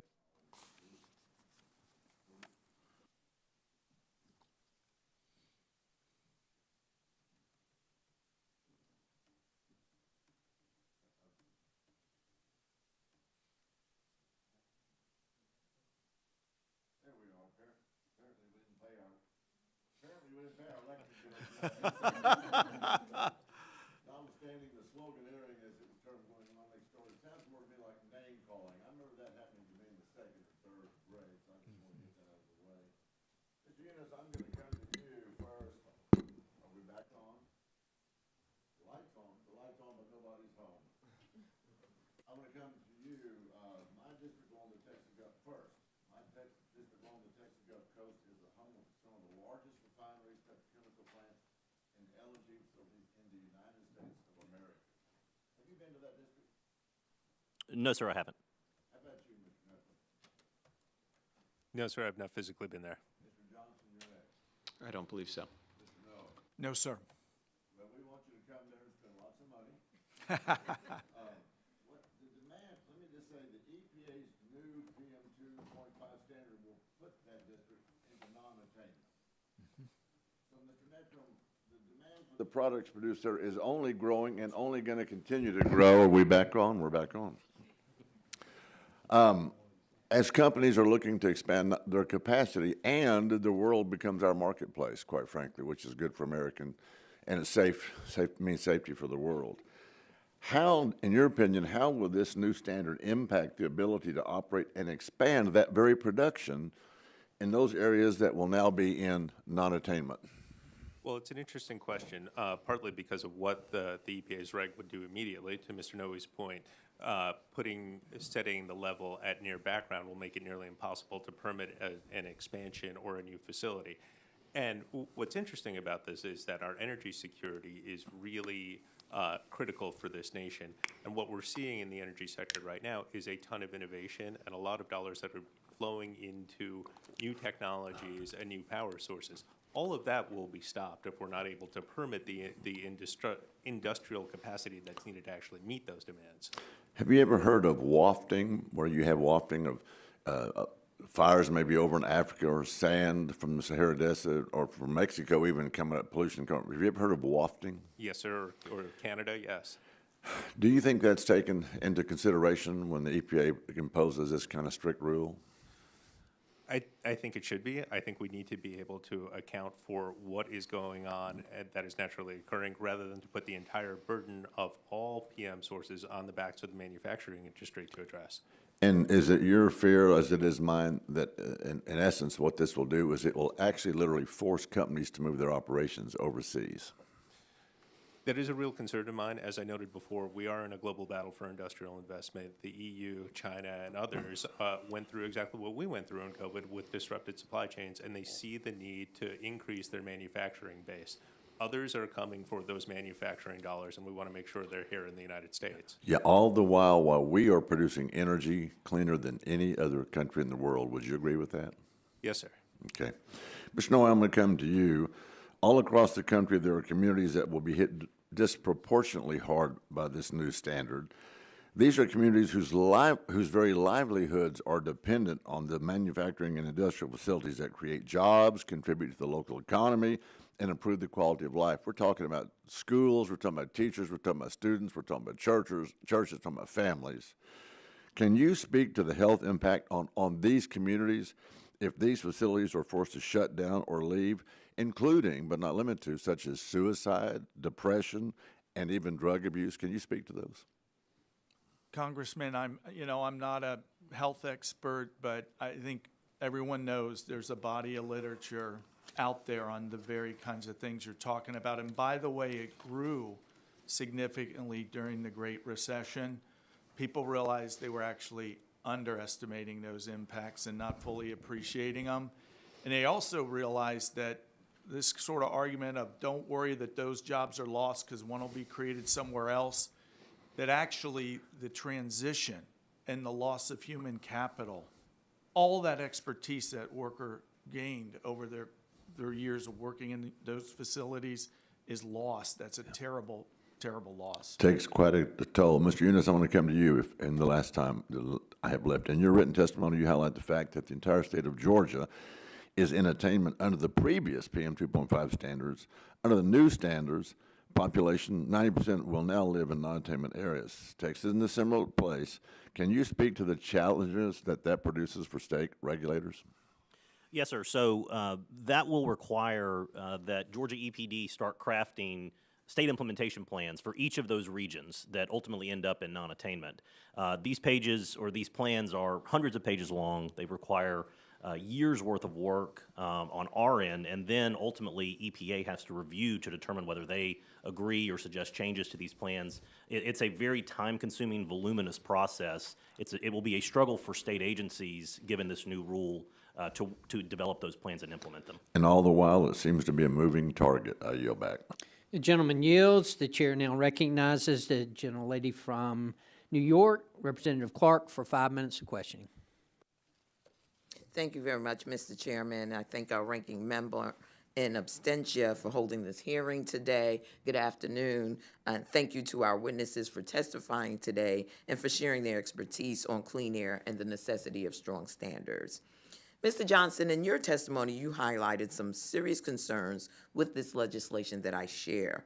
One of my major concerns seems to be shared also by our ranking member, Tonko, which was indicated earlier by his line of questioning, relates to Section 2B, which changes the criteria for establishing an air quality standard from one that is based solely on protecting public health to one that includes a consideration of the, quote, likely attainability, end quote, of the standard.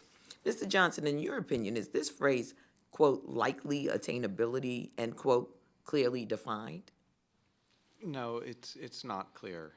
Attainability might have many different meanings. In prior litigation, it's been focusing on background pollution, but even in that litigation, different parties have had different definitions of what constitutes background. So it's very unclear. Well, thank you. We continue to hear from our Republican colleagues about the need to insert economic considerations into the statute. Mr. Johnson, do you believe that costs should be considered in the air quality standards setting process? And is there a more appropriate place for this consideration if you don't? I do not believe that costs should be considered in the standard setting process. That's the way it's worked for the last 54 years. That's the way it's worked very successfully for the last 54 years. Where costs are appropriate to consider is in the implementation process. It's like going to the doctor. You want to know whether you're sick or not. You don't want to know how much it's going to cost. That's a separate question for later. So it's just not the right approach. Thank you. Mr. Johnson, what would the implications of this change be on the standards EPA sets and the agency's ability to protect the air people breathe? Well, it would be a ratchet against public health protections. And actually, we've talked about cooperative federalism before. It would be antithetical to cooperative federalism. Part of the genius of the Clean Air Act is it's catalyzing innovation. Another piece of the genius of the Clean Air Act is that it's putting states in charge of implementation by and large. And states can come up with their own approaches, and they can innovate too, and they can find new, more effective ways to come into compliance. And that's actually what's happened, as a number of states have explained in previous litigation.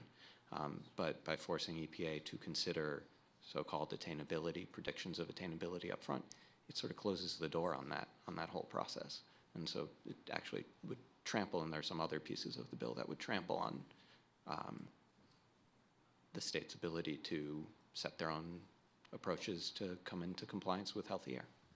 Very well. And lastly, Mr. Johnson, if this legislation were enacted, how would this impact communities, especially those historically underserved? It would have negative impacts on them. It would allow more air pollution to linger for longer and continue to make people sick, especially in those communities that are historically underserved. Very well, and I certainly agree that this is a dangerous and harmful idea. This proposal has already been debated and rejected by the courts, and the EPA notes that it cannot consider the economic and technological feasibility of attaining ambient air quality standards, although such factors may be considered to a degree in the development of the state plans to implement the standards. Inserting costs into the standard-setting process will only serve industry.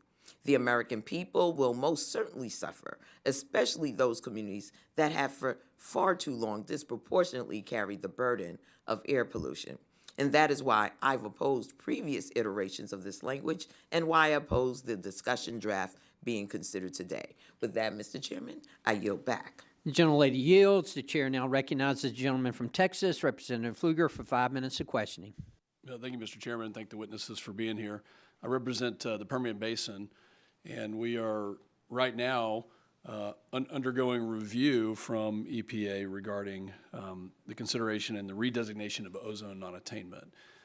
To kind of set the stage here, the Permian Basin is hundreds of thousands of square miles, and the EPA has recently disclosed that there are only two monitors for two air quality monitors for the purpose of redesignation. Both of them are in New Mexico, not a single one in Texas. So you kind of question the science a little bit here. I'll start with you, Mr. Natram. Talk to us a little bit about the impact of a non-attainment redesignation in the Permian Basin in an area like that, although it could be any producing area, on the development of energy regardless of sources. And I disagree with some of my colleagues on the other side of the aisle on this particular point, but what cost does it have on Americans, specifically on the production of energy? So there's actually huge opportunity cost here, because what you're talking about is projects that will not get built. The Permian Basin is critical to our nation's energy security and puts us in a position to be a global leader in securing the world in meeting the energy needs of our allies. It's a national security issue as well. So to that, setting the NAC standards at background levels will make it impossible for us to further develop the Permian Basin and make sure we can continue to lead the world in energy security. Well, let's talk about that national security implication there. And how would you fold that into the NAC's discussion and the way that they look at these things? Because it's not just in a vacuum. I mean, the Permian Basin is the most prolific production area, keeping this country, somewhat going right now. That's right. So, I mean, we're seeing the live discussion right now as it relates to LNG exports. So our ability to export energy to our allies crowds out or stops them from having to rely on dirtier Russian gas and gas coming from China. That is the national security aspect here. If we're able to prop up our allies and make sure that they stay our allies and are not indebted to countries that don't have our best interest in mind. I know this has been discussed, and thank you for that. But when we're looking at PM 2.5 and the ozone non-attainment designation, cross-border air pollution obviously is a factor. I think El Paso had this issue years ago on the very issue of designation. Yesterday, the Texas Commission on Environmental Quality, TCEQ, sent a letter to this committee, and I think my colleague Mr. Weber was talking about this, with concerns about the NAC's process. Regarding cross-border pollutants, the letter states, and I quote, naturally occurring events such as Saharan dust, high winds, and wildfires, none of which TCEQ can control, all contribute to air quality in Texas and impact NAC's compliance. States with border cities also share a disproportionate air quality compliance burden due to the influence of emissions from Mexico, like El Paso recently. And I'll get back to the quotation. Ringing diminishing air quality improvements only from those sources within a state's legal authority has its practical limits, and state implementation plans are approaching a moment of impossibility. Mr. Chair, without objection, I'd like to enter this letter from the TCEQ into the record. Without objection. So, Mr. Natram, does out-of-country pollution impact attainment? Yes, sir. Can you give us any previous examples of how EPA has correctly dealt with that and where we're headed at this point? Certainly. Actually, I would defer to my colleague, Mr. Noe. Mr. Noe. There is a recognition by EPA that some of these other sources are very serious. In fact, when EPA issued the rule, they explicitly recognized that wildfires, for example, are a very serious public health threat. And they do have a rule on it, but to me, that just says they ought to endorse your legislation, because what the legislation would do is adequate. And there are people concerned about whether it's adequate. So further legal clarity would help a lot there. Fires are 40% of our PM inventory. Wow. So this is a huge issue. If you want to protect public health, you've got to deal with that issue. What would you say to the EPA regarding the only 2 sensors and on the New Mexico side trying to then designate the Permian Basin that largely exist in Texas? We have to have a real-world permit program, and it's got to be based on real data and modern modeling tools. What they're using now is not even 20th century. We got to get into the 20th century with this program and then talk about the next. Thank you very much. Mr. Chairman, I yield back.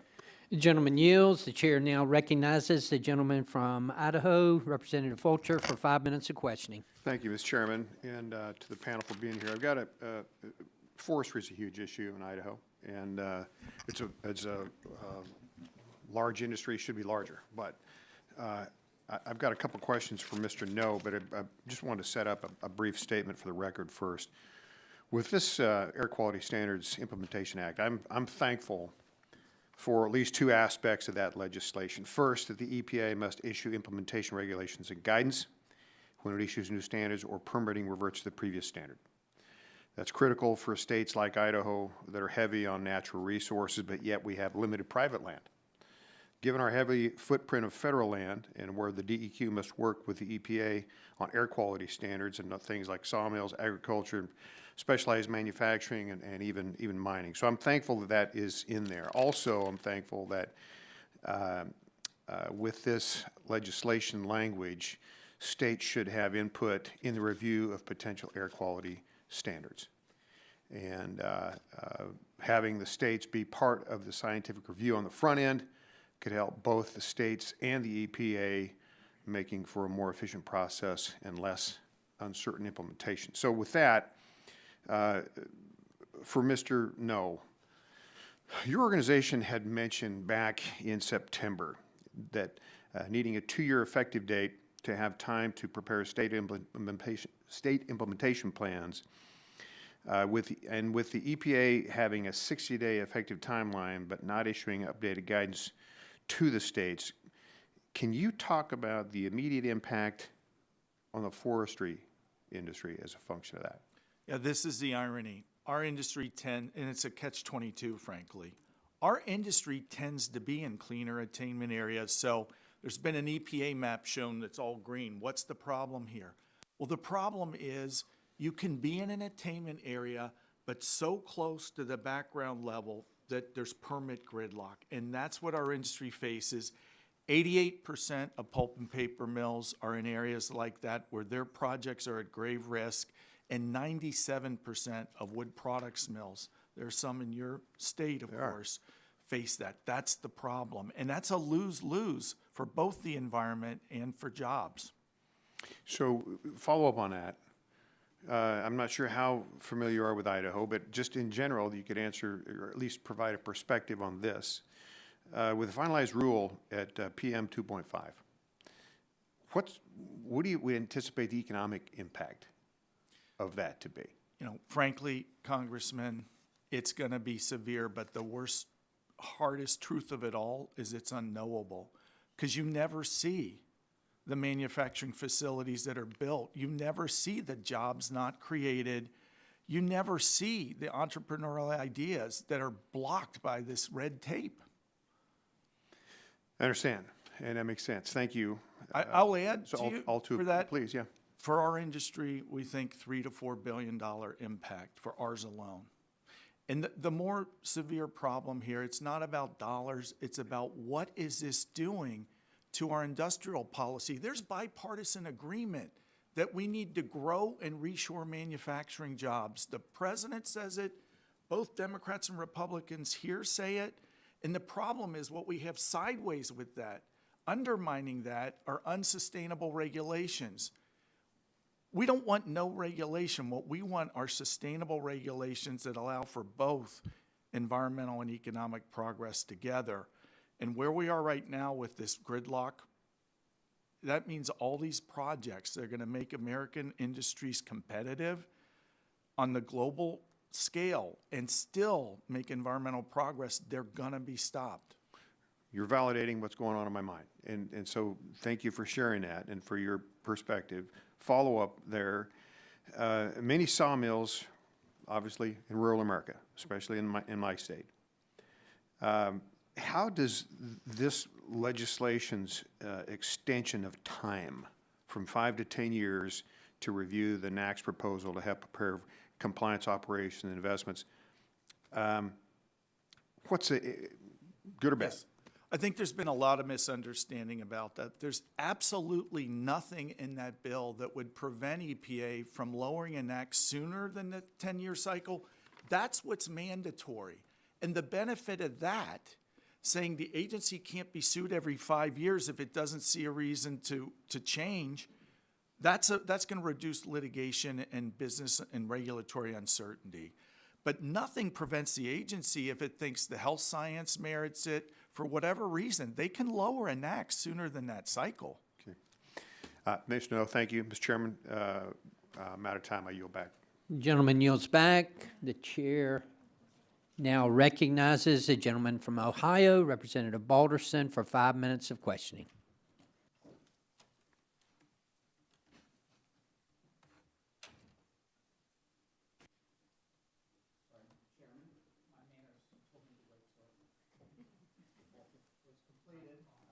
Questioning.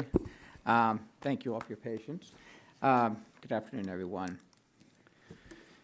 Mr. Neutron and Mr. No, the draft legislation we're considering today would extend the NAAQS review cycle from 5 years to 10 years. Can you discuss how this change would provide greater certainty for your industries and member companies? Mr. No, you may go first.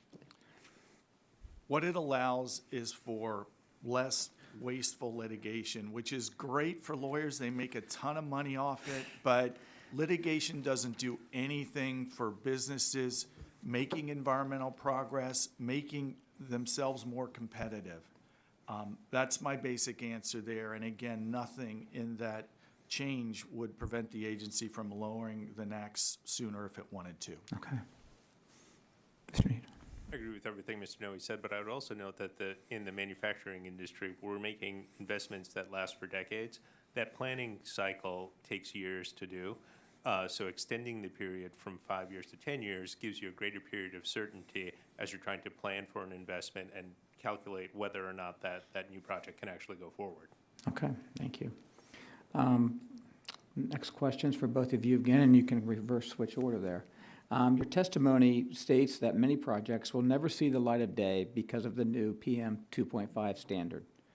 But for those that do get off the ground, the estimated additional capital cost on industry will be in the range of $3 to $4 billion. Can you discuss the impact this standard will have on small and medium businesses that are unable to afford such significant cost increases? So I think there's two ways to approach that. One is the direct, immediate cost that small and medium-sized businesses would face from having to comply with a stricter standard. The other is looking at the integrated supply chain that we have in manufacturing. There are about 230,000 manufacturing firms in the U.S. Of those, 99% are small and medium-sized businesses. At some point, the cost of an expansion is shared throughout the supply chain. So what you're doing is really increasing the aggregate level of input costs that have to get pushed down to those small and medium-sized businesses at some point. Thank you. I'd only add that, again, there's this whole other cost that's a hard thing to think about, but it's the reality. It's unknowable because you never see what can't happen. There are so many projects that could promote both economic and environmental progress that will remain on the cutting room floor. Companies won't be able to go through this completely outdated, unrealistic permitting process, make the calculations, and there really is, we can't go forward with the project, so it's canceled, and that's a terrible loss. It is. Thank you. Can you both discuss how much industrial sources contribute to PM 2.5 concentrations, and would you say we are running into the law of diminishing returns for both of you? Total industry part of the inventory is about 16%. 84% of PM in this country is unaddressed by the rule. Our industry's 1%. We've been regulated under the NAAQS program writ large for over 50 years. For PM, it's been, since the late 90s for fine PM. But the point is, the agency keeps going back with the same tired approach. They're not stepping back and looking what Congress gave it. Congress actually gave EPA tools that are the ability to be much more innovative. Section 110 of the Act allows for very efficient emissions trading where they could do something about PM in a way that would provide much greater benefits and be much more cost effective. But I would also note that as you regulate to background levels, one example we've already heard here is the $5 billion EV plant that was built in Georgia. That would actually not be allowed to move forward under the current standard, under a standard of 9. Its projections, as I understand it, it was modeled out to come in under 12, but over 9. That is the kind of thing that would not be allowed to happen here. Okay. I have another question for you, and we're down to 30 seconds. Intel is currently investing billions of dollars to build semiconductor fabs in Licking County, in my congressional district that I represent. Given the scope and size of this project, the state of Ohio is currently investing significant funds to improve infrastructure in the surrounding community. How would EPA's proposal hurt this growth and potentially stall construction? And I'm going to ask you and save you the time. I'm going to just have someone send that. This is the gentleman from California, Dr. Ruiz, for 5 minutes of questioning. Thank you, buddy. Mr. Chairman.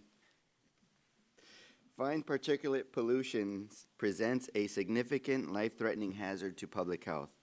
Exposure to fine particles is linked with asthma attacks, chronic bronchitis, reduced lung capacity, respiratory illnesses, and potentially premature death.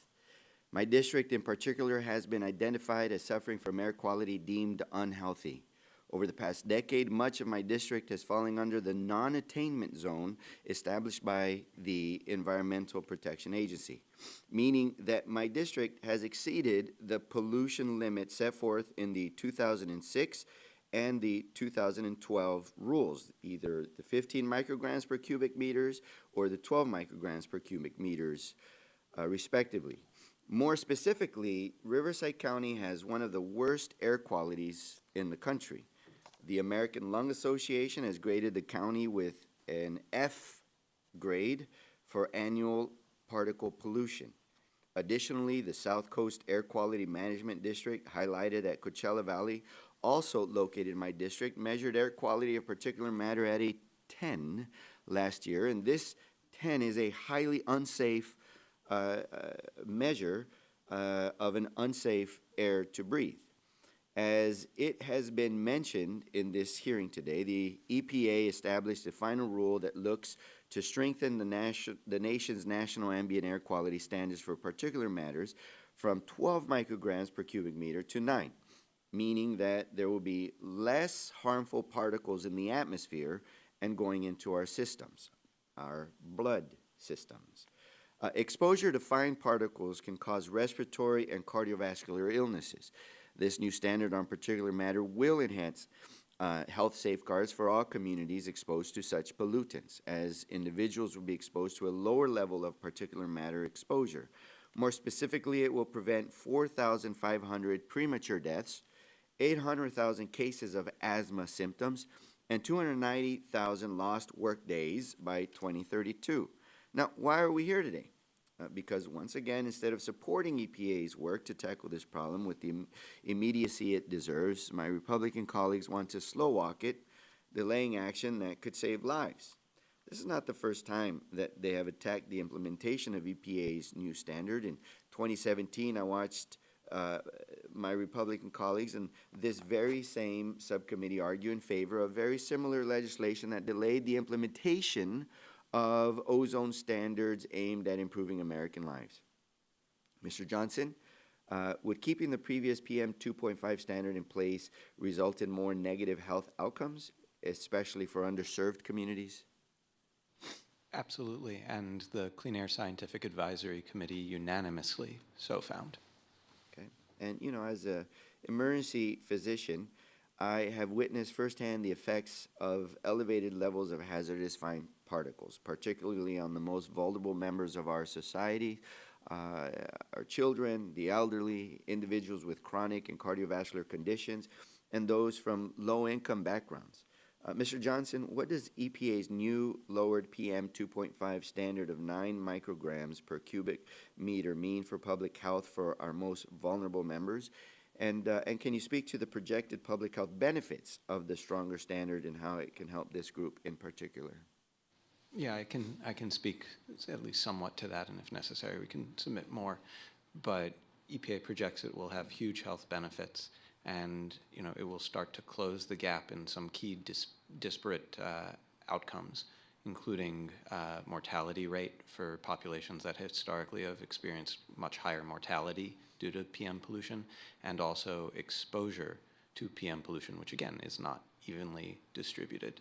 You know, what's interesting is, there's been some recent scientific articles published in pretty reputable medical journals that show that individuals who live in high polluted areas, whether by interstates or in very polluted urban centers, on average live 10 years less than than somebody who does not. And they do take into consideration all the potential co-founders that are involved. So this has a very serious health impact on our population. And the individuals who most likely live in high polluted areas are individuals who usually low income or minority populations that have been marginalized and have not had a potential say of saying, not in our yard, because they haven't had a voice to protect them in the political arena and in business and in this system. So that's why it's so important that we take their voice, their health, and the lives and livelihoods of individuals who are breathing these toxic airs into high consideration when we evaluate these. I yield back. Gentleman yields. The chair now recognizes the gentleman from California, Representative Obanoti, for 5 minutes of question. Thank you very much, Mr. Chairman, and thank you to our witnesses. Mr. Noe, I'd like to start with a question for you. So just as background, I represent a district that has the second most cement manufacturing in any district in the United States. And this proposed regulation would have a dire impact on that industry. It's estimated that if we were to raise the standards for PM 2.5 to 9 micrograms per cubic meter, that would result in required capital expenditure of nearly $200 million for the cement industry, and another over $50 million in ongoing operation and maintenance every year. So obviously, those costs would have to be passed on to customers. And here's the question, because I want to talk about leakage. If my cement manufacturers pass that cost on to their customers, they compete in a global market for cement.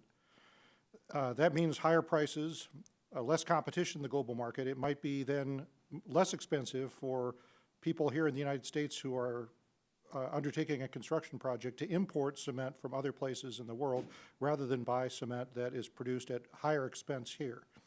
But if that happens, then the emissions that result from the production of that cement will still occur. They'll just occur in other places of the world, which already have environmental standards laxer than our current standards.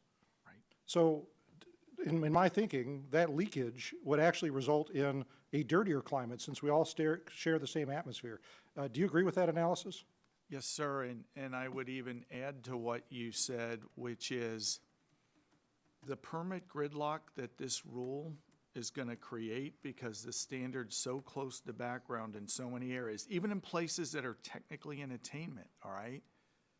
That not only causes all the issues you just talked about, but American manufacturers have to maintain their competitiveness. We're in a global marketplace, so we have to be efficient. And the great thing about becoming more efficient is that's not only a win for jobs and the economy it's a win for the environment because when you become more efficient, you have less emissions. And so that's the frustration here, that in the name of protecting the environment, we're going to block continued progress. It makes no sense. Yeah, I completely agree. Mr. Neitram, I want to continue that line of questioning with you because of the organization that you represent. Obviously, cement manufacturers either would have to comply with this and pass those costs along, or if they're unable to comply or unable to pass the costs along, in other words, if the market forces are such that they just can't sell cement at the higher price to keep themselves in business, they'll go out of business. And it's estimated industry-wide, nationwide, about 43% of cement plants are non-attainment, according to the new regulation. If those plants went out of business, how would that affect manufacturers' ability to expand capacity here in the United States? Well, cement is such a key input into any kind of manufacturing growth that you're going to have. In any facility, you're going to have cement. And in fact, I would go beyond that and say, if those effects were to actually occur, it would frustrate the intent of Congress in passing the Infrastructure Investment and Jobs Act. It would be next to impossible to actually update our infrastructure in the manner that you all have deemed appropriate. So it really is a self-inflicted wound here. All right. Well, I see I'm going to run out of time here.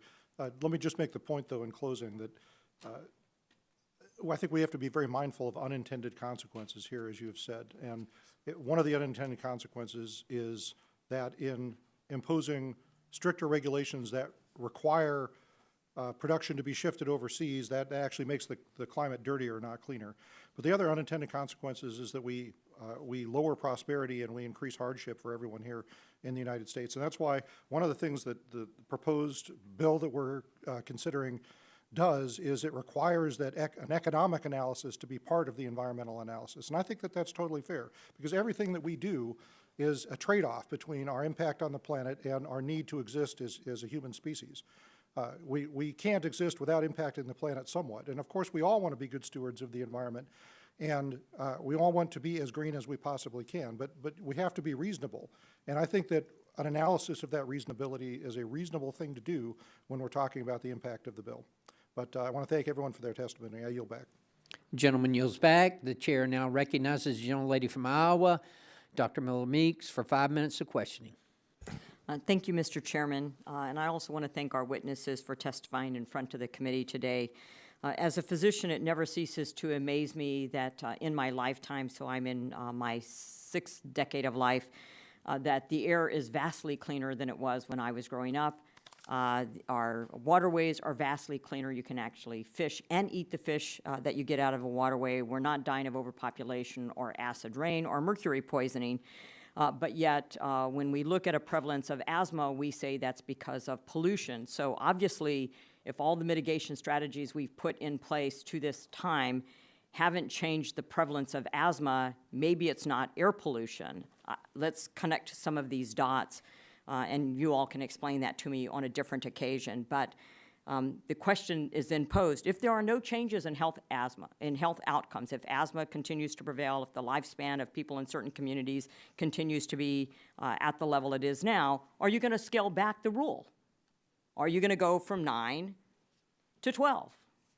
And the answer to that will be no, you won't. Meanwhile, you'll have decimated manufacturing sector and farming sector in the United States, shifted it overseas, as my colleague, Representative Obernolte said, and continued to have levels of particulate matter and pollution and dirty sources of energy rather than what we have in the United States. And as we've heard today, U.S. fine particulate matter standards, or PM 2.5, has been set at a level of 12 micrograms per cubic meter since 2012. Following the last statutory review of particulate matter completed in December 2020 under the Trump administration, they decided to retain the existing standards. However, the EPA's final rule published last week proposes to lower this level outside of the statutory review period to 9 micrograms per cubic meter. This committee hears me say this over and over again, but clearly the Department of Energy and EPA is not listening, so let me say it once more. The United States is a global leader in reducing greenhouse gas emissions, all while increasing energy production and making energy affordable. Since 2005, the U.S. has reduced net greenhouse gas emissions by 17%, all while primary energy production in this country increased by 48%. Further, the U.S. has reduced particulate matter 2.5 emissions by 42% since 2000. America's air quality also surpasses the rest of the world. U.S. levels of fine particulate matter are far lower than the world average and lower than Europe and Southeast Asia. On top of that, U.S. manufactured goods are 80% more carbon efficient than the world average. Mr. Yunus, if PM 2.5 level has been found safe by the EPA at 12 micrograms per cubic meter since 2012 for the last 14 years, can you tell me what alarming new research has come to rationalize why the Biden administration would rush to drastically lower the approved amount by 3 points outside of the regular statutory process? It's a great question, Congressman, and Georgia EPD had a representative on the Clean Air Scientific Advisory Committee when this standard was reevaluated in 2020, and our representative voted in favor of keeping the standard at 12 because he did not see any compelling scientific evidence of needing to lower the standard. And what's the difference to public health in lowering the rate from 12 to 9? Potentially significant, very significant. Mr. Nettram, Mr. Noe, on the other end of that, what impact on manufacturing, especially in areas with heavy agricultural industries, how will they be impacted by the EPA drastically changing the level from 12 to 9 micrograms per cubic meter? And how will this limit innovation? I'll go first. I'll be brief. It would be a tremendous negative impact on the manufacturing industry. Specifically, it would make it more difficult to expand an existing manufacturing facility or build a new manufacturing facility, preventing us from actually develop more innovative products and technologies. Agree. I will just add that we have a map that's on page 17 of my testimony, and it shows your entire state of Iowa is lit up pink. What that means is the margin between the standard, which is 9, and the background, which on average in the U.S. is 8, is so close that there's serious risk of permit gridlock for modernizing any facility in your entire state, in your district. We took one project that was a real project that went forward under the prior standard at 12 and saw that that would have been blocked under 9, and that's a black dot in the state of Iowa. Yeah, it's safe to say that the unintended or perhaps the intended consequence would be shifting manufacturing and agriculture from the U.S. and increase air pollution and greenhouse gas emissions globally. My time's expired, and with that, I yield back. The gentlelady yields. The chair now recognizes the gentleman from Texas, Mr. Crenshaw, for 5 minutes of question. Thank you, Mr. Chairman. Thank you all for being here. For the 3 people listening on C-SPAN, this is, well, let's try and summarize what's going on here. So nobody disputes that the Clean Air Act is a good thing. It's massively reduced air pollutants in America. We've seen 70% reduction in pollution across the United States. We have the very clean air compared to the rest of the world. And associated with that authority is the EPA's ability to continue to reassess air quality standards, which then cause states to have to implement programs that determine whether or not certain projects are permitted. And what you really find interesting about this is the projects that we're talking about are really only 16% of the actual emissions. That's been brought up multiple times throughout this hearing. And those are, stationary emitters, things like manufacturers, power plants, things that produce all of the stuff that we need. And any reasonable person can look at this and say, there's a logical conclusion to a point where we reach increasing marginal costs and decreasing marginal benefits. And you might argue that we're about at that point, especially if you compare, say, our standards to our European friends who are often hailed as, the environmentalist heroes.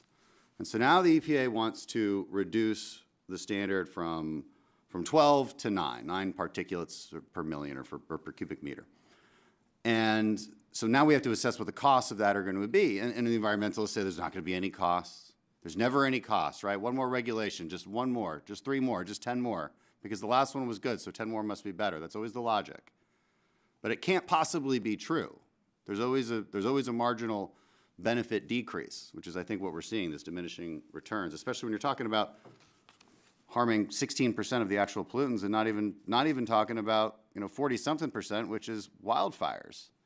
I find it interesting that, we look at the map of which counties in America are out of compliance, and California is bright red. Why is that? Likely wildfires, a lot of agriculture in that part of California. And so that means that they cannot as easily permit new power production facilities. What state in America is having the biggest problems with power production and the highest prices, highest increases in electricity prices? California. Maybe because they're having a hard time actually building things. And so those costs just aren't taken into account. And that's a huge, huge problem. We went over before some of the permits that would have been revoked recently if this standard had been in place. And these permits are for things like steel manufacturers, power production plants, aluminum manufacturing, EV battery manufacturing, cement manufacturing. Last I checked, all of these things are essential to a green energy revolution. You want to mine more copper? Well, it's going to have some emissions to it. But you also need a lot of copper and a lot of steel if you want to build hundreds of miles worth of transmission lines to get your green energy to your urban centers. Nobody's thinking about that at the EPA, and that's a real problem. And apparently they don't want EV batteries made either. They want them made in China, but God forbid we actually do some of that processing here under our better standards and have a better global benefit. So, Mr. Nittram, can you discuss the diminishing environmental returns when we're placing more prohibitions on manufacturing the way we are? Certainly, and Congressman, I think you framed it exactly right. If you look at emissions as a pie chart, industrial emissions are the smallest sliver of that. 84% of all emissions come from naturally occurring sources, which are outside of manufacturers' control. But the EPA's proposal would actually impact permitting of those industrial sources. So you're putting the burden of addressing all of the 100% of 100% of PM emissions on that 16% of industry, on industry, which accounts for only 16% of that. And the diminishing returns are really significant. And as you noted, we are a global outlier now, right? The EU standard right now is 25. They will get to 10 over years. The UK has an aspirational standard of 10 by 2040. They'll get to 10 in over a decade. We are putting ourselves in a box in which it's going to be nearly impossible to build those new investments. It's not just semiconductors and batteries and EVs. It's everything that goes along with that. If you want to have EVs on the road, well, we're going to need more power capacity, more transmission lines. There's going to be a need for much, much more infrastructure around if you want to transition the economy. All right. Thank you. I'm out of time. I yield back. Gentleman yields back. Anybody else? That's it? Okay. I ask unanimous consent to insert in record the documents included on the staff hearing documents list. Without objection, that'll be the order. I remind members that they have 10 business days to submit questions for the record, and I ask the witnesses to respond to the questions promptly. Thank all of you for being here. Very productive, very informative meeting. Without objection, the subcommittee is adjourned. Seth, it was good to meet you. Glad to hear you favor the expansion of Good Neighbor Plan's trading provisions to large and paper industry.